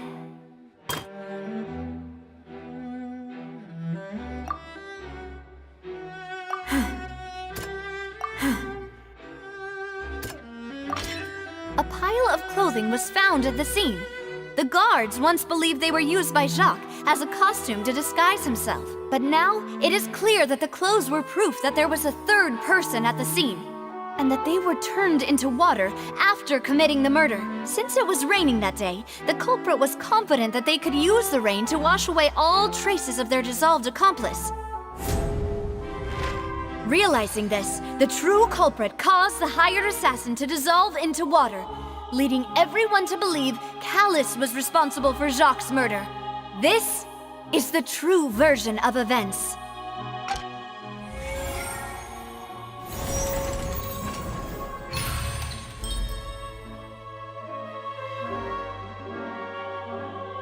So that's what happened. Wait, you're telling me something as dangerous as water from the primordial sea has been used for all these years? What a great theory. It also explains Callus's and Jacques' respective motives. I guess they didn't shoot each other after all. Mr. Marcel, you are the one being charged with the crime. You should provide a rebuttal if you wish to prove your innocence. But I think I agree with everything Navia just said. In fact, there was nothing in her speech that directly implicated me. Then, may I ask some questions? In my opinion, we primarily need to determine two things. One, do you have the evidence to back up your claims? I'm afraid not. At least not at this very moment. Boo! If you don't have any evidence, you should just go home! I may not have the evidence with me, but I know where I could go to collect it. If we look up the deserted clothes against a record of people who went missing around the same time, we should be able to find a match. Considering the serial disappearances case, the guards probably kept careful records of all missing persons from around that time, regardless of age or gender. That makes sense to me. Monsieur Neuvillette, I would consider this to be a reasonable investigative direction. Why do I feel like Farina's acting a little differently today? Maybe she's scared of embarrassing herself again?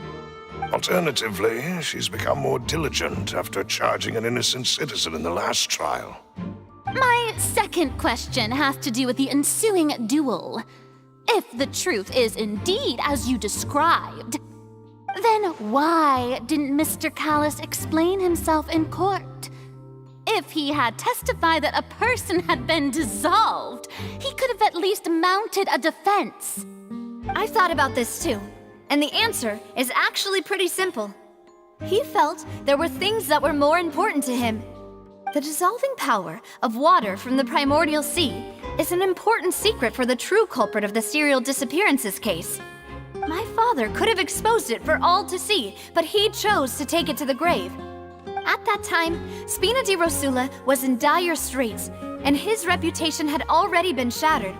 He had no guarantee that going forward with the truth would allow the culprit to be brought to justice. What was certain, however, was that it would paint a gigantic target on my back. Boss once told me that Demoiselle had already been selected as the next target of the serial disappearances case. What? If the secret had gotten out, the culprit would have fought an all-out war with Espina right there and then. I wouldn't have been the only one in danger. All of us would have stood to lose our lives. Of course, the guards might eventually figure out the truth of the matter and determine that we were in the right. But what good would that do? How can a hollow verdict protect anyone? Had this opera house ever given my father any kind of confidence in its brand of justice, Spina di Rosula would have had no reason to exist. But by staying silent, we retained the ability to deter our opponents and continue the stalemate. I was able to become Spina di Rosula's president, which made me harder to target, as well as giving me more time to grow and learn.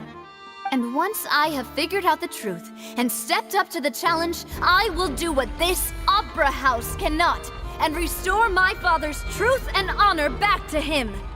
So, you mean to say, your father intended to die in the duelist's ring? That's right. Do you have any proof? Of course. All you need is to ask his opponent, Clarand. I don't need your apology, your guilt, or your support from the shadows. You don't have to do anything for my sake. But since he entrusted his will to you, Clarand, you should tell us the truth about his sacrifice. So, during the duel, did you believe that Callus was intending to die? Yes, I did. As a champion duelist, I fought many battles and taken a countless number of dishonored lives. In my line of work, I've seen all kinds of people give their all for the faintest hope to continue living. Some were determined, others passionate, and some even manic and twisted. Just one look and I can tell if a duelist is hoping to live or if they're looking to die. I hereby swear on my name and honor as a champion duelist that Mr. Callus never intended to leave the ring alive. Since that's your testimony, I have no more questions. It appears there really are good grounds to reopen this case. I concur. However, Miss Navia, you still have not explained the link between your father's case and the serial disappearances case. Right? What she said was fascinating, but kind of beside the point. Wait, weren't they just talking about the serial disappearances case? Of course, Your Honor. The two cases are connected via a matter of timing. In my father's case, the culprit intended to kill both Jacques and Callus. As a result, they planned to act after hearing 2 gunshots. And at the end of Linny's trial, the culprit also only dissolved the victim in front of everyone because they realized they were at risk of being identified. The culprit could only time their actions so precisely if they were already at the scene. Coincidentally, Marcel attended both the banquet and the trial. So that's why you suspected me. Even after hearing your reasoning, I still can't help but find it a little preposterous. I'm used to it, though. You've always been an impulsive and sentimental child, Navia. It's one of your most endearing traits. No need to appeal to pathos.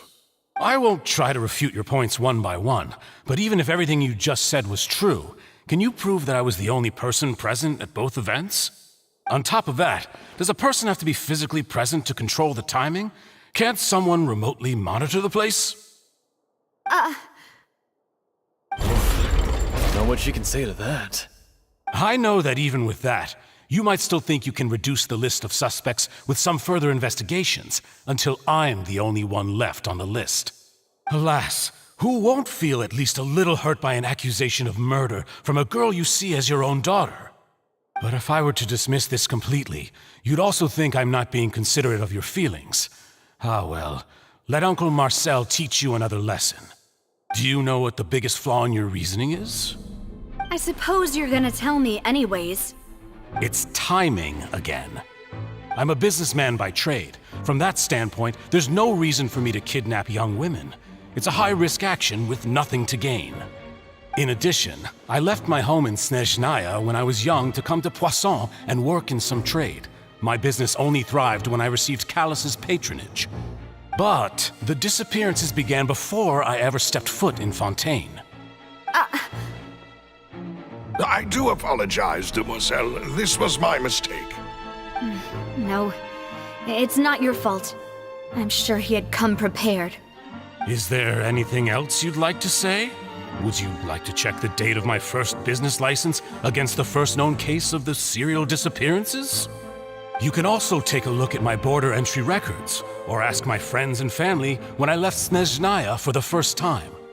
Could those records and testimonies do something to appease the unspeakable anguish in your heart? Seems like she got the wrong guy. At this rate, Navia will be convicted for falsely accusing him. I think you've done a superb job of dissecting your father's feelings as he neared the end of his life. But aren't you going against all of his wishes and expectations right now? He wished for you to become more rational, collected, and conscientious, instead of dwelling only on your own feelings. Once you've learned to be more considerate of others' feelings, and to stop rushing headlong into things, you'd have met most of his expectations. This isn't just about me, and it never has been. The biggest difference between me and the rest of the victims is that I still have the ability to search for the truth, while that same agency has long been taken from them. The people whose families were destroyed by synth abuse, the people who lost their loved ones to the serial disappearances, and the people who suffered tragic ends due to their sense of justice. Many people's images are flashing before my eyes. I'm sure some are coming to those of you in the audience as well. And whose image do you see, Marcel? Is it a man named Vacher? Oh, so you do know that name. I'm merely surprised you'd suddenly say the name of someone I've never even heard of. I was waiting for you to say that.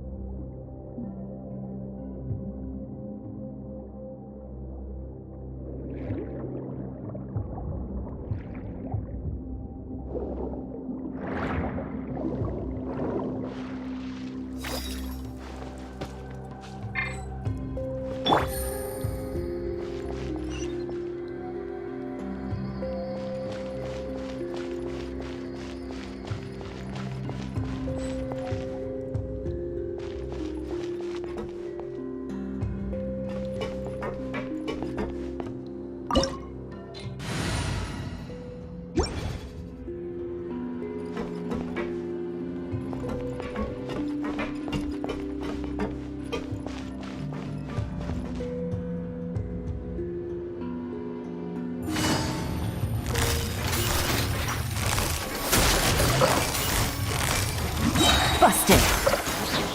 Here comes the catch. Take flight.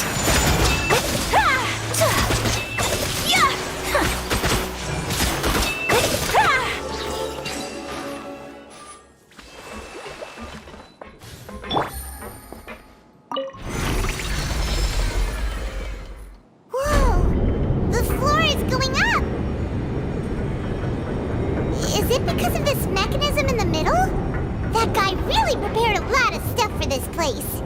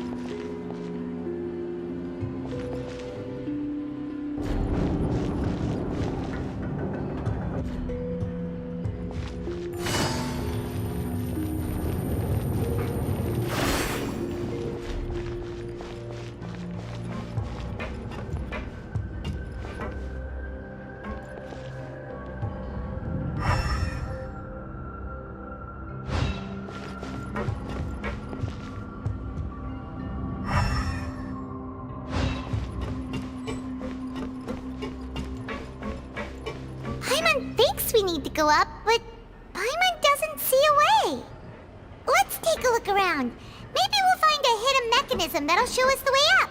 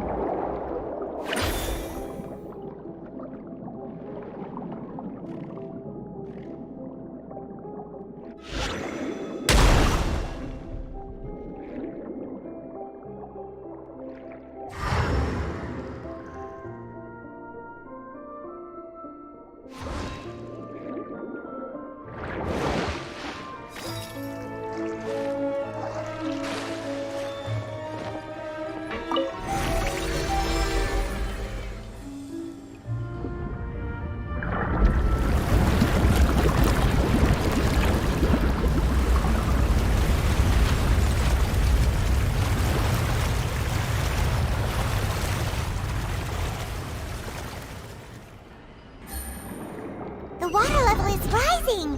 Now we can swim to the top! But this is still a ways away from where we need to go.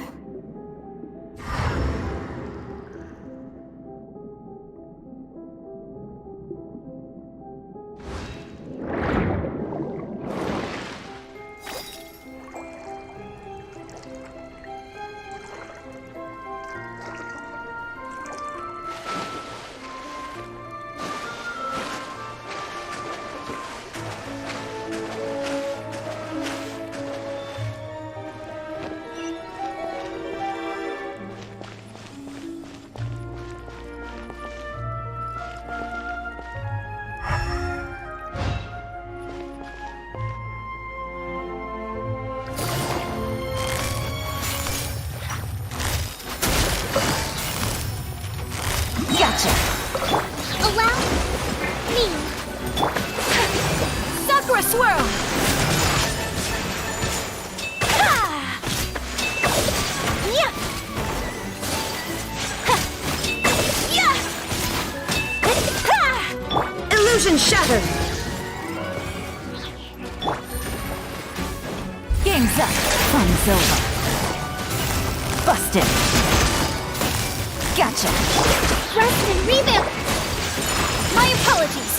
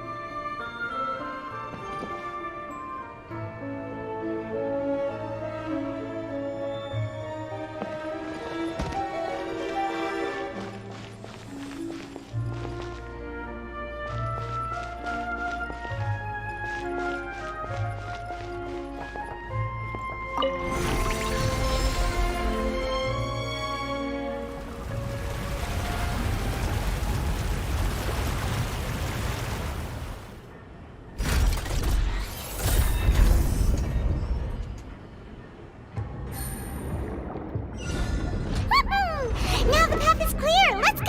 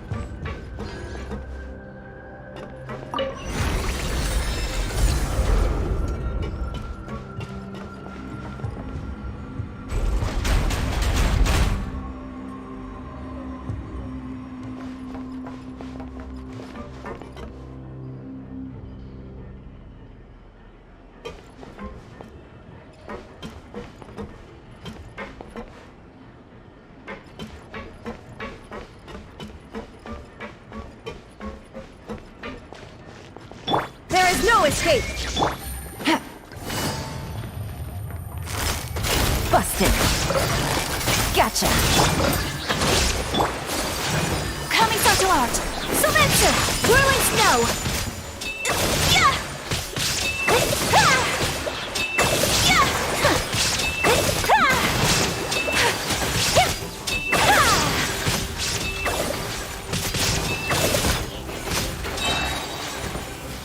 Busted.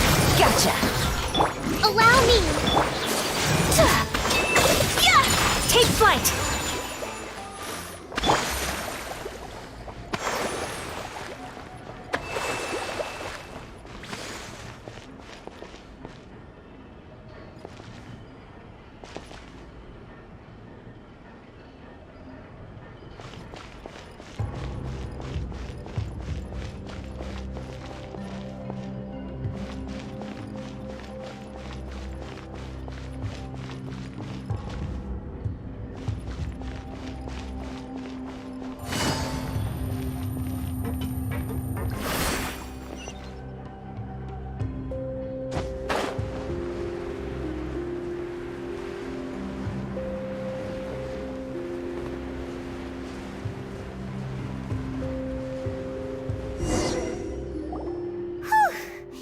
After all that, we finally made it to the innermost sanctum. Though, as expected, the mastermind isn't here. That's right. Then let's hurry up and find some evidence so we can get back to the Opera House and help Navia.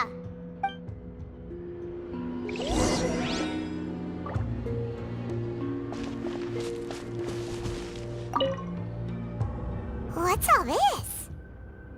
It's a bunch of really cute things. Pink accessories, a hair tie, a necklace, even a makeup box. Oh, Paimon sees it too, but why are all these cute things labeled with different girls' names? Huh? You mean the girls from the serial disappearances? They were brought here? And then they were turned into water. And all the boxes of things. These names. That means... Oh, this is terrible.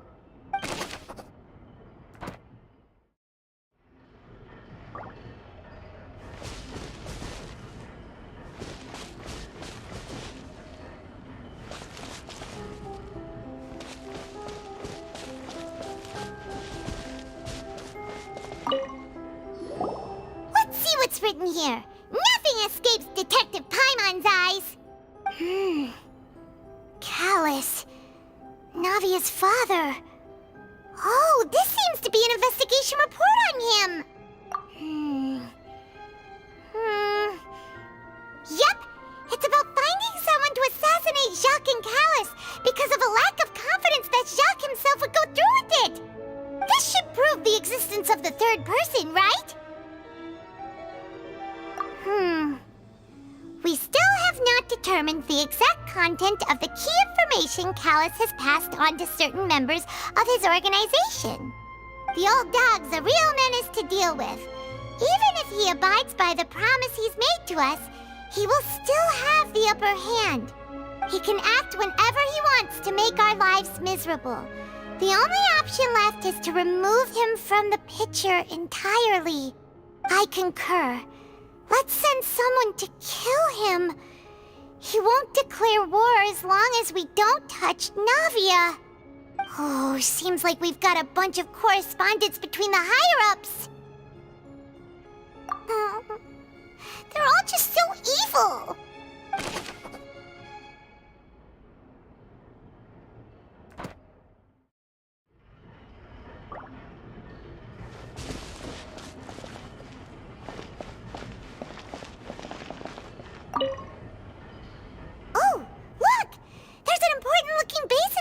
here, and it's full of water. That means this is where they make all the synth, and that special water is the main ingredient.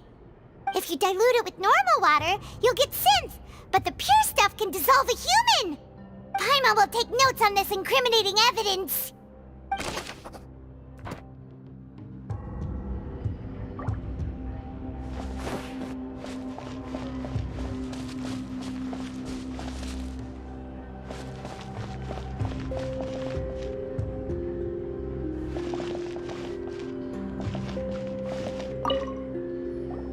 Whoa! There's so much synth here! And so many bottles of ingredients that probably just contain the waters of the primordial sea. Mixing in progress, ready to drink, stock sample? Huh. They've also got all the synth pretty clearly labeled. Whoa, there's even fruit-flavored synth? Yep, it's super obvious.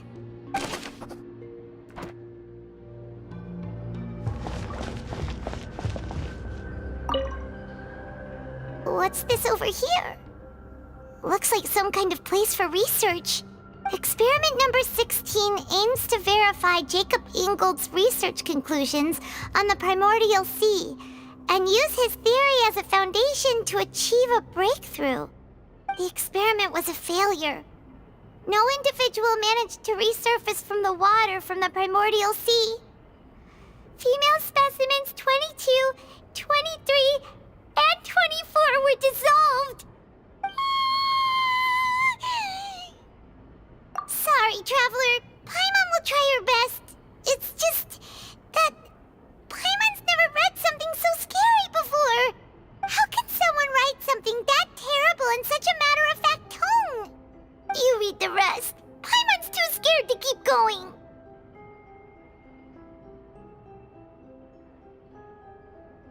So that's why he did all of these experiments. Wait, did he really think he'd be able to find a way just by dissolving people over and over? That's just insane! Huh? Isn't that the name you heard by the fountain? Paimon thought he was an eyewitness in the serial disappearances case.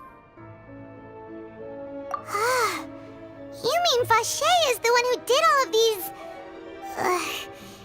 experiments? So that's it! Vache was no victim, but personally took his lover and... No, that's not it either! If that's the case, why would he want people to resurface from the water? In any case, Paimon will write it all down.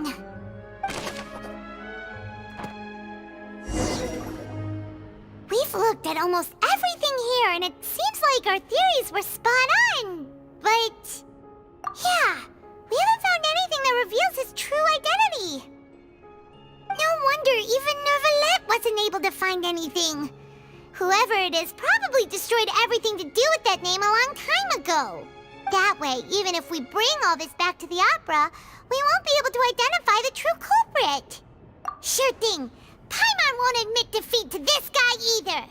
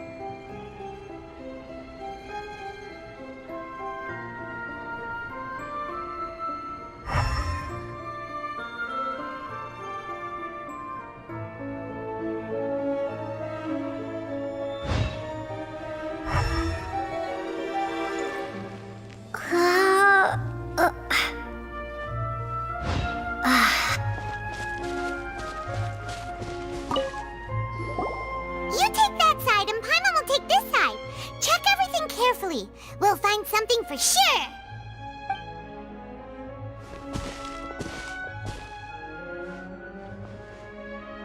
Ugh. Nothing at all. And Paimon can't even find snacks either. Whoa, really? Let Paimon see. Vinier. Isn't that Vache's lover's name? Then you found her diary. Let's see. Aw, it's just a normal diary chronicling their love story. She was so sweet, too. Oh, Paimon feels even worse for her now.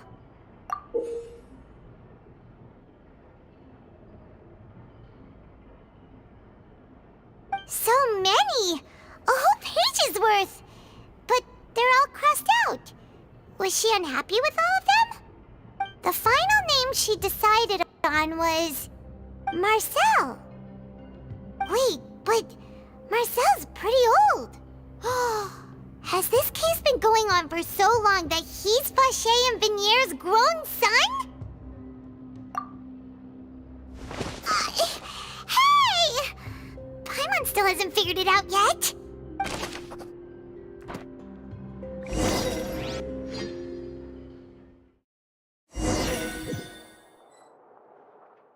And whose image do you see, Marcel? Is it a man named Vache? Oh, so you do know that name. I'm merely surprised you'd suddenly say the name of someone I've never even heard of. I was waiting for you to say that. Navia! We're back! As expected of my partner. I just knew you'd return in the nick of time. Just how often do you intend to flout the rules of this court? It's all right, Monsieur Neuvillette. Given their confidence, I expect they've found the crucial evidence.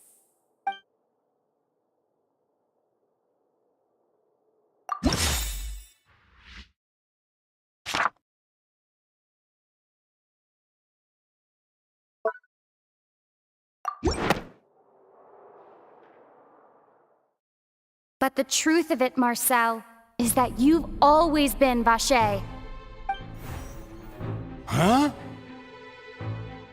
We've investigated your lair and we already know everything! After your lover, Vinier, was dissolved, you kept abducting young women to experiment on the hopes of bringing her back to you!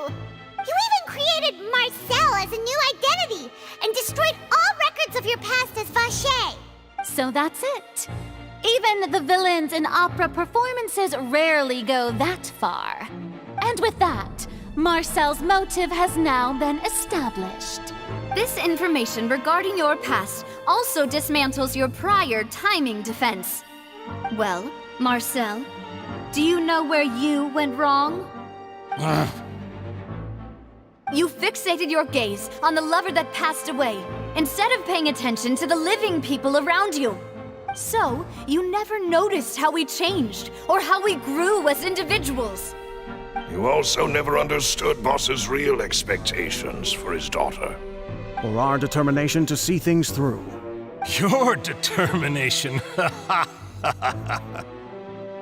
Mr. Marcel, please speak up now if you would like to defend yourself. Otherwise, the trial will move on to the next stage. Do you really think I wanted to do any of this? Pay attention to you? What for? Have you ever paid attention to me? Ever empathized with my pain? Ever known how it feels to watch the love of your life dissolve right in front of your eyes? No one helped me. No one even believed me. All those decades ago, even the officers from the Maison Gardiennage were laughing at me. They said there's no way a human being can turn into water. So I must have gone mad from grief. Vinier's death was brushed away by all of you as if it didn't matter at all. Well, now you know, don't you? Ha! Well, it's too late now. All those who were dissolved are gone forever. You only have yourselves to blame. You set up this ornate opera house in pursuit of your so-called justice, your beloved drama, while turning a blind eye to the suffering of the people. Vignier is dead. We promised each other that we would always be together. Wherever she goes, I will follow. But I'm not from this blasted place, so I can't be dissolved, no matter what I do.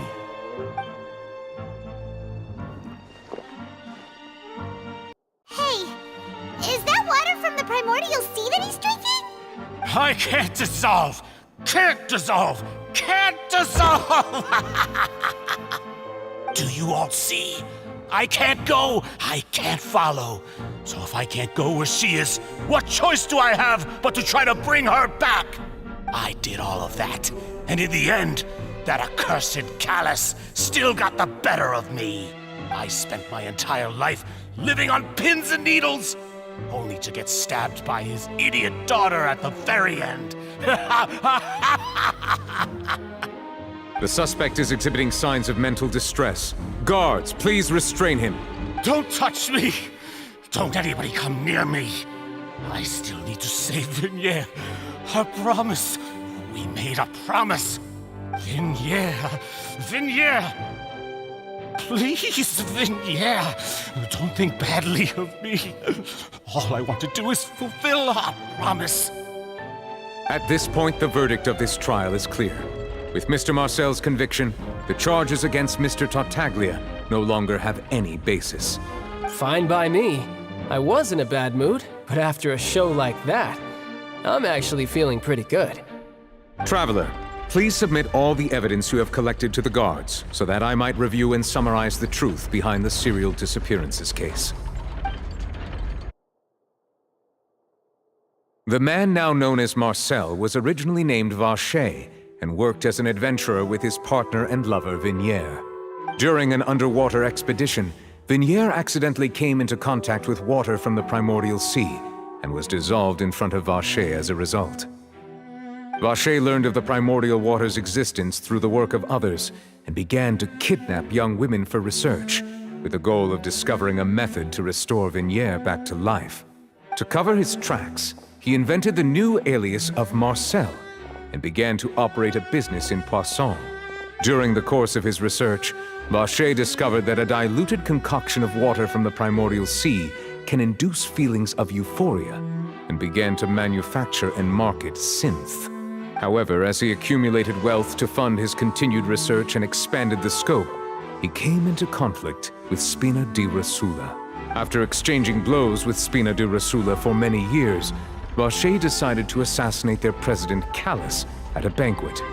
Although the assassination did not go as Vacher expected, he was able to turn Callus into the murder suspect by dissolving the assassin he sent to the scene.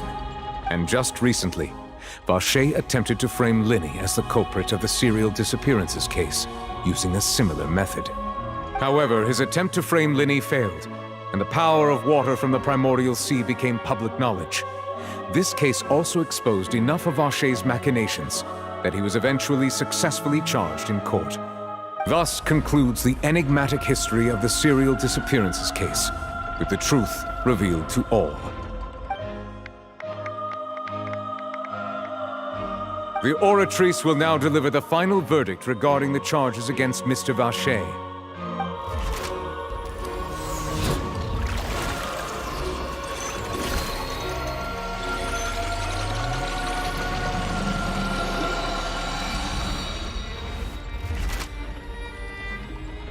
According to the judgment of the Oratrice Mécanique d'Analyse Cardinale, Mr. Vacher is guilty. Guards! Take Vacher away. Good. It's what he deserves. With that, the serial disappearances case is over now. We really just witnessed history. Who would have thought the true culprit would be such a polite and well-spoken guy? Yippee! We helped Navia bring the bad guy to justice! He's hurt so many innocent people and now he's finally getting what he deserves. Huh? Are you okay? Demoiselle, you were absolutely brilliant. The day our late boss had always hoped for has finally come. You can rest easy now, knowing justice has been served. Yeah. It's finally over. It's all thanks to you guys. And my partner. See, Papa? Spina di Rosula's still doing well with me at the helm. Well now, hasn't this been a most delicious piece of drama? The villain has been caught, justice has been served, past wrongs have been righted, and it's a big ol' happy ending. Since it's been such a great show, I'll just let the false accusations against me slide. Either way, I've still got some business to attend to. So, if you'll excuse me... Please wait just one moment, Mr. Tartaglia. Ugh, what now? None of this has anything to do with me. According to court protocol, since this trial was initiated due to a charge against you, a verdict must also be made regarding the initial charge before the trial can conclude. Oh, come on. Is this really necessary? Haven't you already caught the real criminal? Isn't it time for side characters like me to exit stage left? Please respect the laws of Fontaine. This has always been the rule. All right, but this sure is a lot of hassle. All I need to do is stand over there, right? Let's just get this over with. Through evidence presented in the public trial that was just held, it has been established that Mr. Tartaglia has no direct connection to the serial disappearances case. The guilty party has been identified, and thus it is logical to suppose Mr. Tartaglia is innocent of the charges. We now turn to the Oratrice Mécanique d'Analyse Cardinale to render the final verdict on the charges.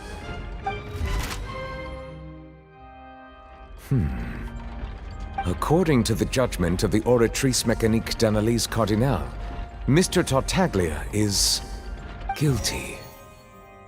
What? Hey! That's not funny! Didn't you just say I'm supposed to be innocent? What's with this verdict? Is your justice machine malfunctioning? Huh? This has never happened before.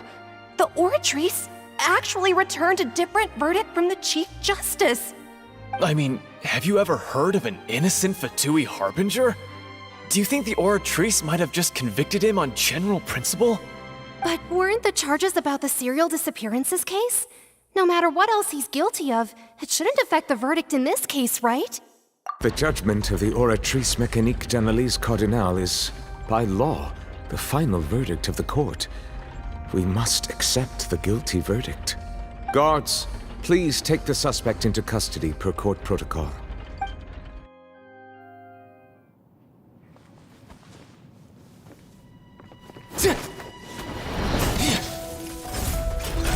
So this is how justice is done in Fontaine. What a joke. You've got your rules. Well, I've got mine too!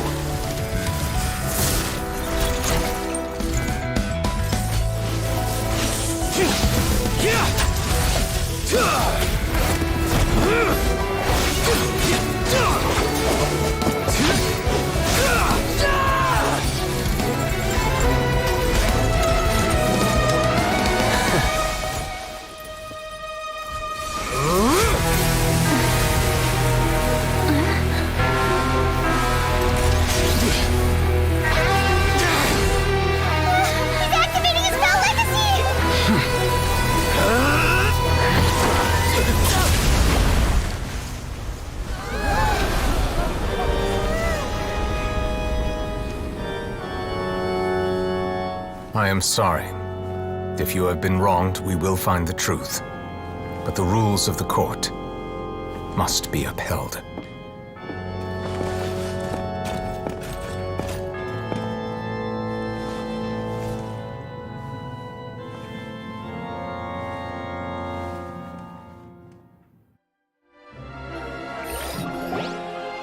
Hey, Monsieur Neuvillette, what's going on? Shouldn't they have been cleared already? Apologies. This is also the first time I've encountered such a situation. However, according to the rules established at the conception of Fontaine's court system, The Oratrice's judgment is the final verdict of the court. All I do is follow court procedure. As for why the Oratrice arrived at the conclusion it did, you should probably ask someone more knowledgeable than me. Why are you looking at me?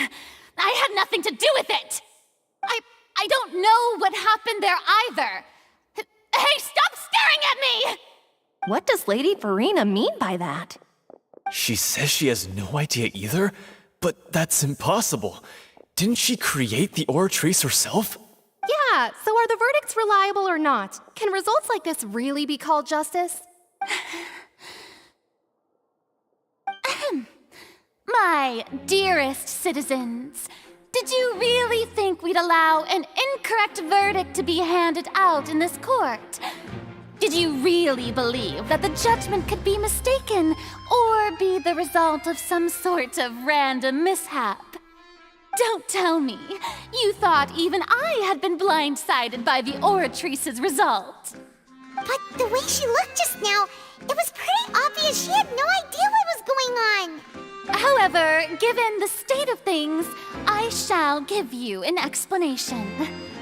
Everything that just took place, including my supposed shock and bafflement, was a part of an elaborate performance, with every action meant to stir up drama and excitement. And, of course, for every performance, there is a script. Everything has unfolded exactly as I expected from the very beginning. As the embodiment of the very concept of justice, the Oratrice shall never render an arbitrary judgment! If you thought Child had nothing to do with the serial disappearances case, it is only because you've been blinded by the superficial appearance of innocence. Everything he's done, not to mention the danger he poses, are beyond ordinary comprehension and completely unforgivable! All shall be revealed in time. You will come to understand my noble intentions, as well as the absolute correctness of the Oratrice's verdict.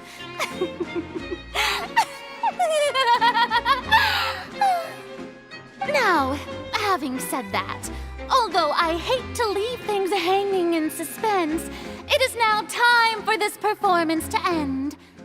As the lead actress, I shall be the first to take my leave. Toodaloo! So she chose to make her escape after all, did she? So you're saying we shouldn't put much stock into what she just said? She probably just put on that performance to save face. As for the truth, it's unlikely that she actually has any idea. However, please be assured that I will continue to investigate this case in a personal capacity. Just as I promised, if the judgment has been incorrect, we will do our utmost to clear his name. All right. Even though we feel pretty badly for him, we'll take your word for it for now. After all, he's done plenty of bad stuff, so he should have known he'd go to prison someday, right?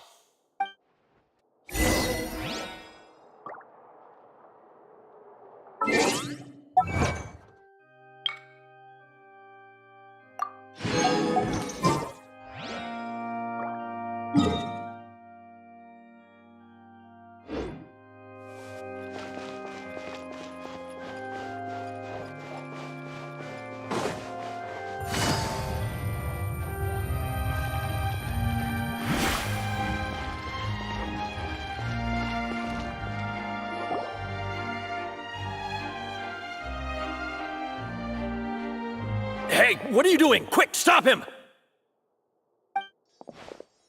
Traveler! Hey! Traveler! Marcel! What are you doing over here? Stop resisting arrest! Cease, or we'll add another charge to the list. No, wait! I just want to ask the Traveler something. I'm not looking to run away. Please, just let me ask this one small thing. Go on. Thank you. I was being led away when I finally realized something. Where did you first hear the name Vache? I erased all records of that name. So, Unless... Are you still trying to prove your innocence? Give it up. You've already been convicted. Really? You did? You're sure? You met her? But how could that be? How did you manage to do it? The Fountain of Lucine? Then she's been so close to me all along. And I just never... Please give me a chance to talk to her again. Just let the Traveler take me to the fountain to see her one last time. This is the last request I'll ever make in my life. You can do whatever you want to me afterwards. I don't care. What? Give an inch and you want to take a mile? Do you think serial killers get to make requests like that? Paimon agrees. Why should we give him what he wants when he's only done a ton of super terrible things? This request, is it worth as much to you as your life? Of course! Wait, no. It's worth even more than my life. Humans. Will they betray the instinct to live just to satisfy spiritual needs? Very well. I will grant your request. Your Honor, I fear that... I will go with him. You do not need to worry about any escape. In that case, I shall leave him in your most capable hands, Chief Justice. Thank you. Thank you, Your...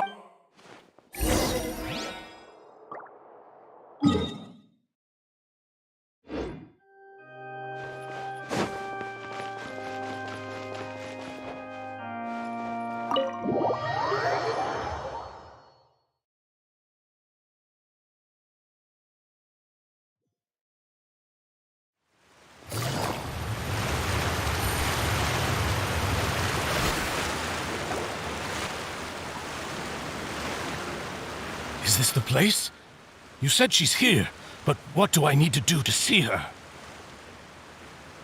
Yeah, and even Paimon could hear her after drinking that thing. Didn't you just drink a lot of it on the stage as well? Oh, in that case... Vache! Ah! Yes, that's it! So you heard it too! Vinier, it's me! It's me, Vache! Vache? Vache! I'm here! I'm here! Where are you, Vinier? I'm coming for you. I'm finally here for you. Hey, wait! Be careful! Hey, what? Vinier, is that you? It's me, Vache! Vinier! Vache? Why did you come? Didn't I say? You don't need to look for me. You look a lot older than I remember. How long has it been? It's been more than 20 years. I've suffered for over 20 years since the day you left. All this time, only the thought of bringing you back has kept me alive. Nothing else mattered to me. I must be dreaming. Who would have thought I'd get the chance to tell you all of my feelings like this? Vinier, you are my everything. I really don't know how I could live without you. But Vache, if you ask me, this world would be better off without you. What are you saying? If not for you, I would have finished my law degree and probably become a top-tier attorney one day. If not for you, I would have continued to pursue my love of the arts, and my works would have been displayed in the Palais Mermonia itself.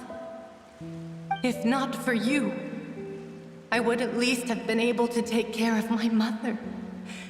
And she would not have grown old and died alone. It's all because of your selfishness, Vache. It's all because of you.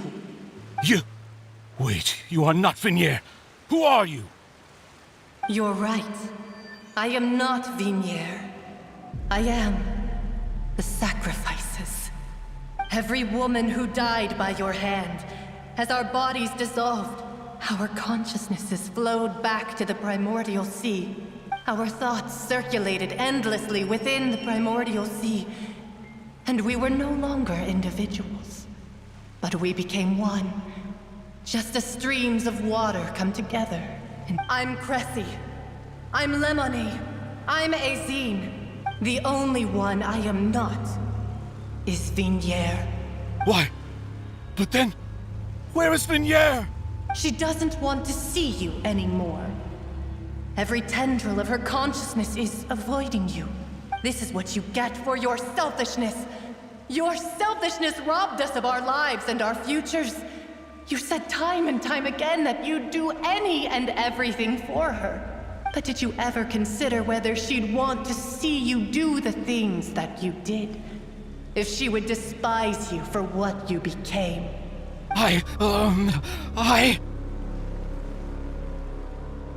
You are a liar, a heartless murderer, and a cowardly narcissist. The only thing you are not is Vignier's beloved. From the moment your first victim died and her consciousness merged with Vignier's, she has had nothing but pure hatred for you.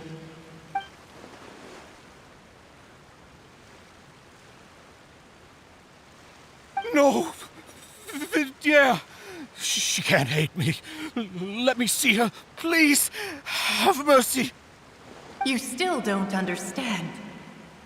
When I said don't look for me, that came from the real Vignier.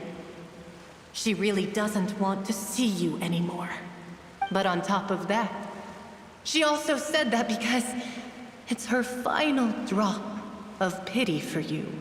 She said that because she knew that if you did come here, we will show no mercy to you. Vache. Vache? Vache. Vache. Vache. Vache. Drown.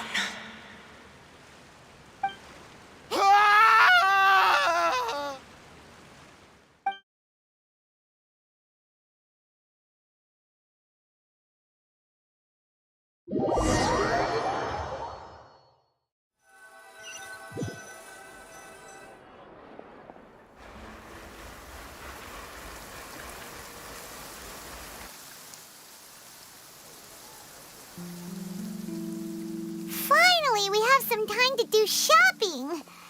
Gosh, it's really been a long time since we've been able to relax. Huh. Well met, partner. I knew something great was going to happen when I woke up in such a good mood today.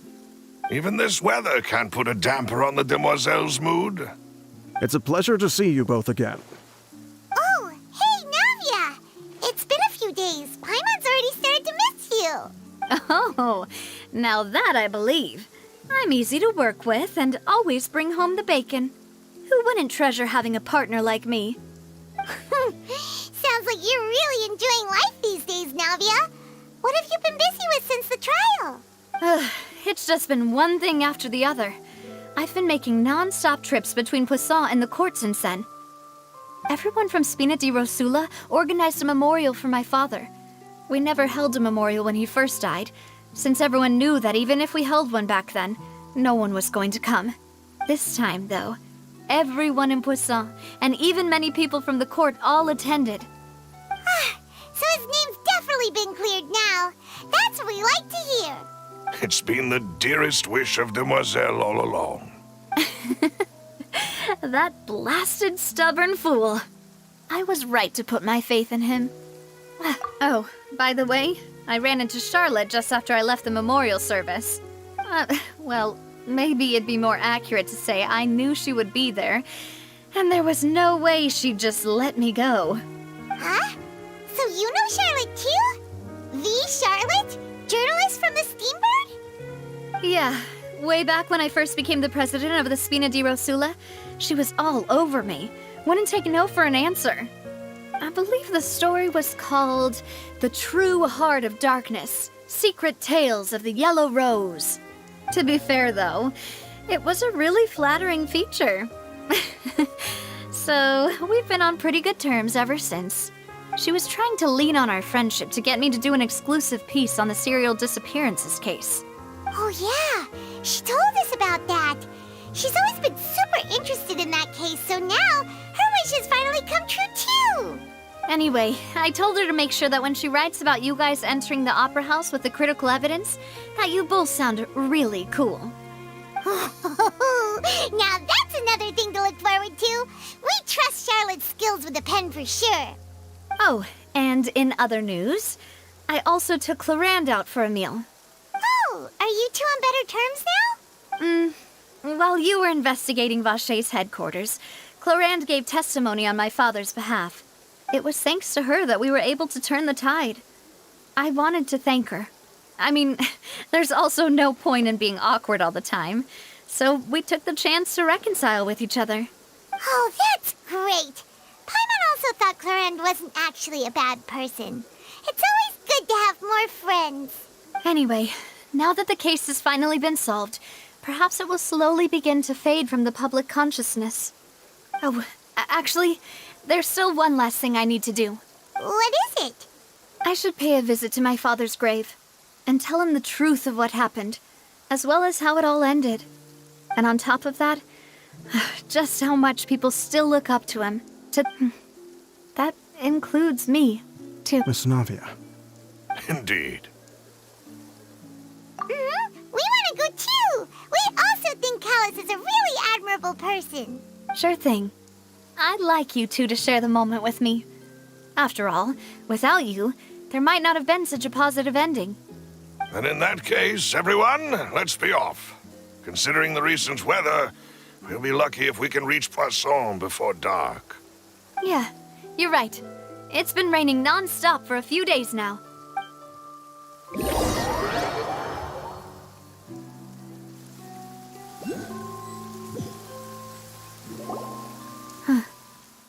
This is where my father's grave is. To be perfectly honest, even I haven't been back here for a long time. Huh? There's someone there already. Wait. That figure. It can't be... Isn't that Neuvillette? Why would the Chief Justice be here? Huh? Navia?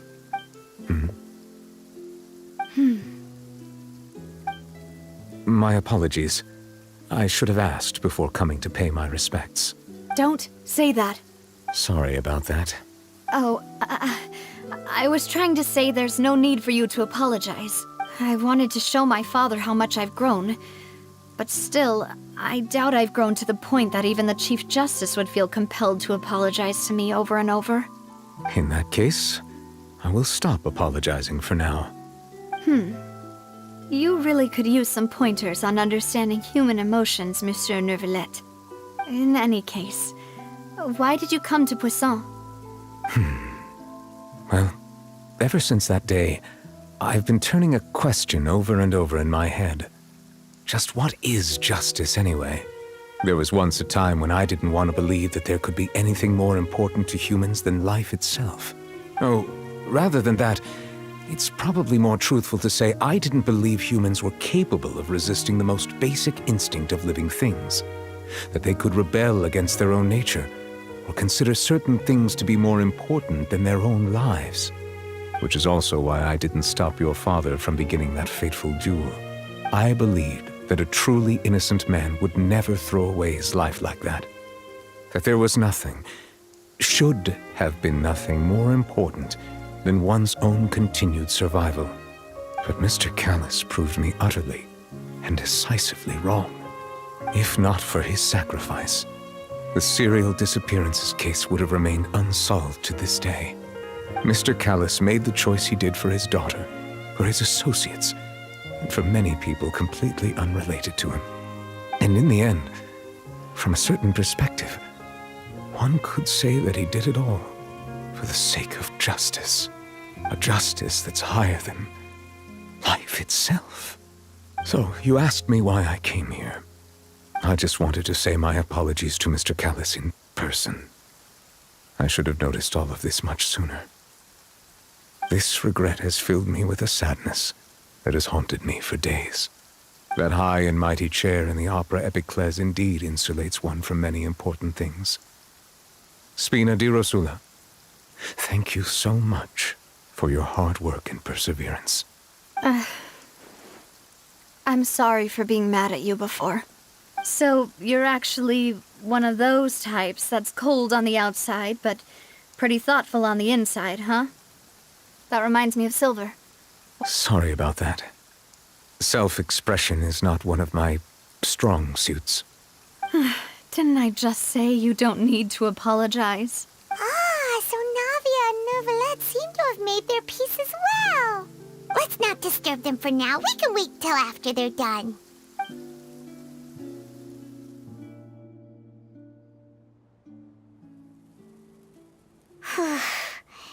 Paimon's never paid respects at someone's grave before. Did Paimon do anything rude there? Huh?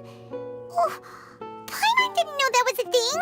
But Paimon doesn't know what she would do if she can't fly. Oh no. Paimon hopes Miss Navia won't be too mad. Anyway, Neuvillette is still standing around there. It's not often that we can catch him alone like this, so why don't we go talk to him for a bit? If we can't talk to Lady Farina, we can at least talk to him, right?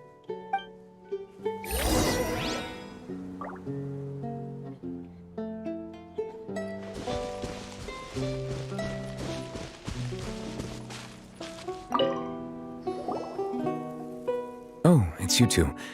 Did Miss Navia invite you to come pay your respects to her father? Mm-hmm. We ran into Navia on the streets today, so we just followed her here. I see. Then is there something that I can help you with? Well, it's pretty hard to run into you like this since you're usually super busy. So we figured we could try to ask you a few questions, if that's okay. Please feel free. Though outsiders, you helped us solve one of the greatest mysteries in Fontaine, and it would be my pleasure to return the favor.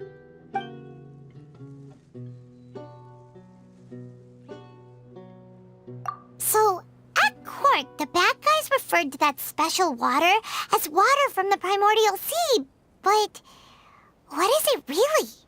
Truthfully, that name is already quite accurate.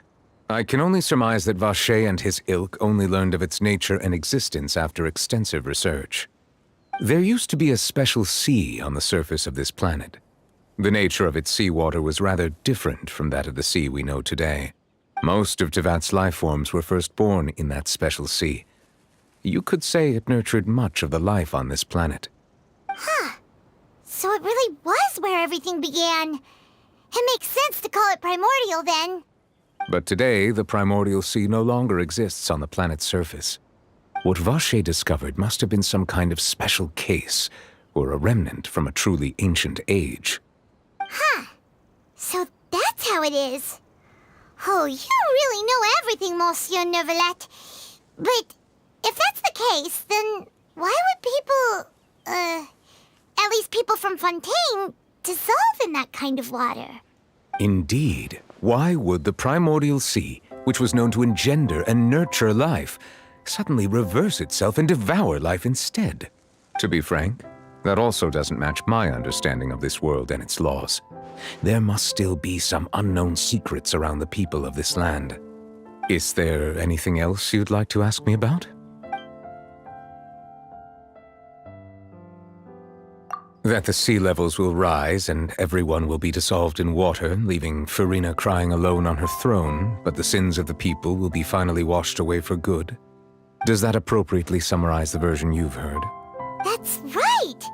It was Linny that told us back then. And that about covers all the main points. Yes, up to the present, I think we reached a point where we have no choice but to confront this prophecy directly. Rumors have it that this prophecy is rooted in the last words the former Hydro Archon left to the world before she passed away. A prophecy? Of the former Hydro Archon? Wow. This is the first time that we've ever heard of it. 2 parts of the prophecy have already proven correct. The rising sea levels and the ability of the people of Fontaine to be dissolved. We should be more vigilant and stay on the watch for further signs. Speaking of the prophecy, Farina has also always taken it quite seriously. Indeed, she has been collecting information and intelligence from across Tevat for this purpose. If the rumors were true, then perhaps this prophecy is the conundrum left to Farina by her predecessor. But with Farina being the way she is, can we really trust her to solve it? Is there anything else you'd like to ask me about? My apologies. My investigation has still not reached its conclusion. However, I still believe the judgment of the Oratrice was not rendered arbitrarily. But you also said you thought he was innocent. For many years, I have been quite aware that the Oratrice does not simply mechanically repeat the verdict that I give on each case.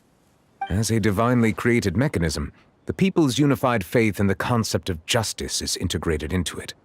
Not only can it produce the incredible power of indemnitium, but it likely also possesses other traits, such as self-awareness. Which is all to say, I have been prepared for a situation like this for a long time.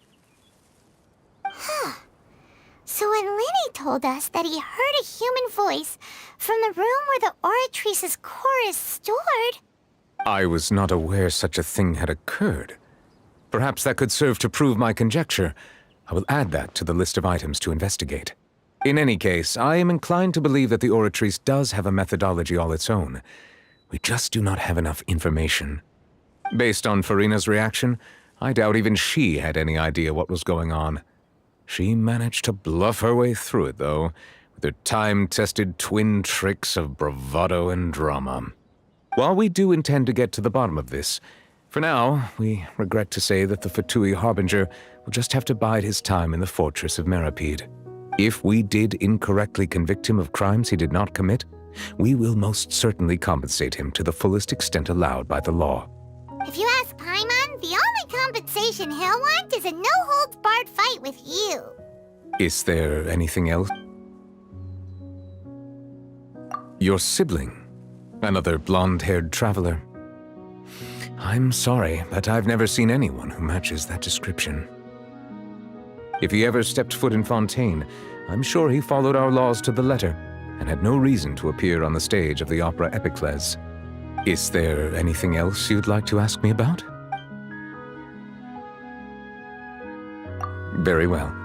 It was my honor to provide you with what answers I could. I very much enjoyed conversing with you. It will soon be time for me to leave this blissful tranquility behind and return to Palais Memornia. You really are super busy, Monsieur Neuvillette. Paimon thought you only came here to pay your respects today because you had the day off. Crime and villainy do not have the day off, and so justice must work around the clock as well. This is merely the nature of a justice's work. All right, you've got a point. Huh? Paimon just noticed that the rain has stopped.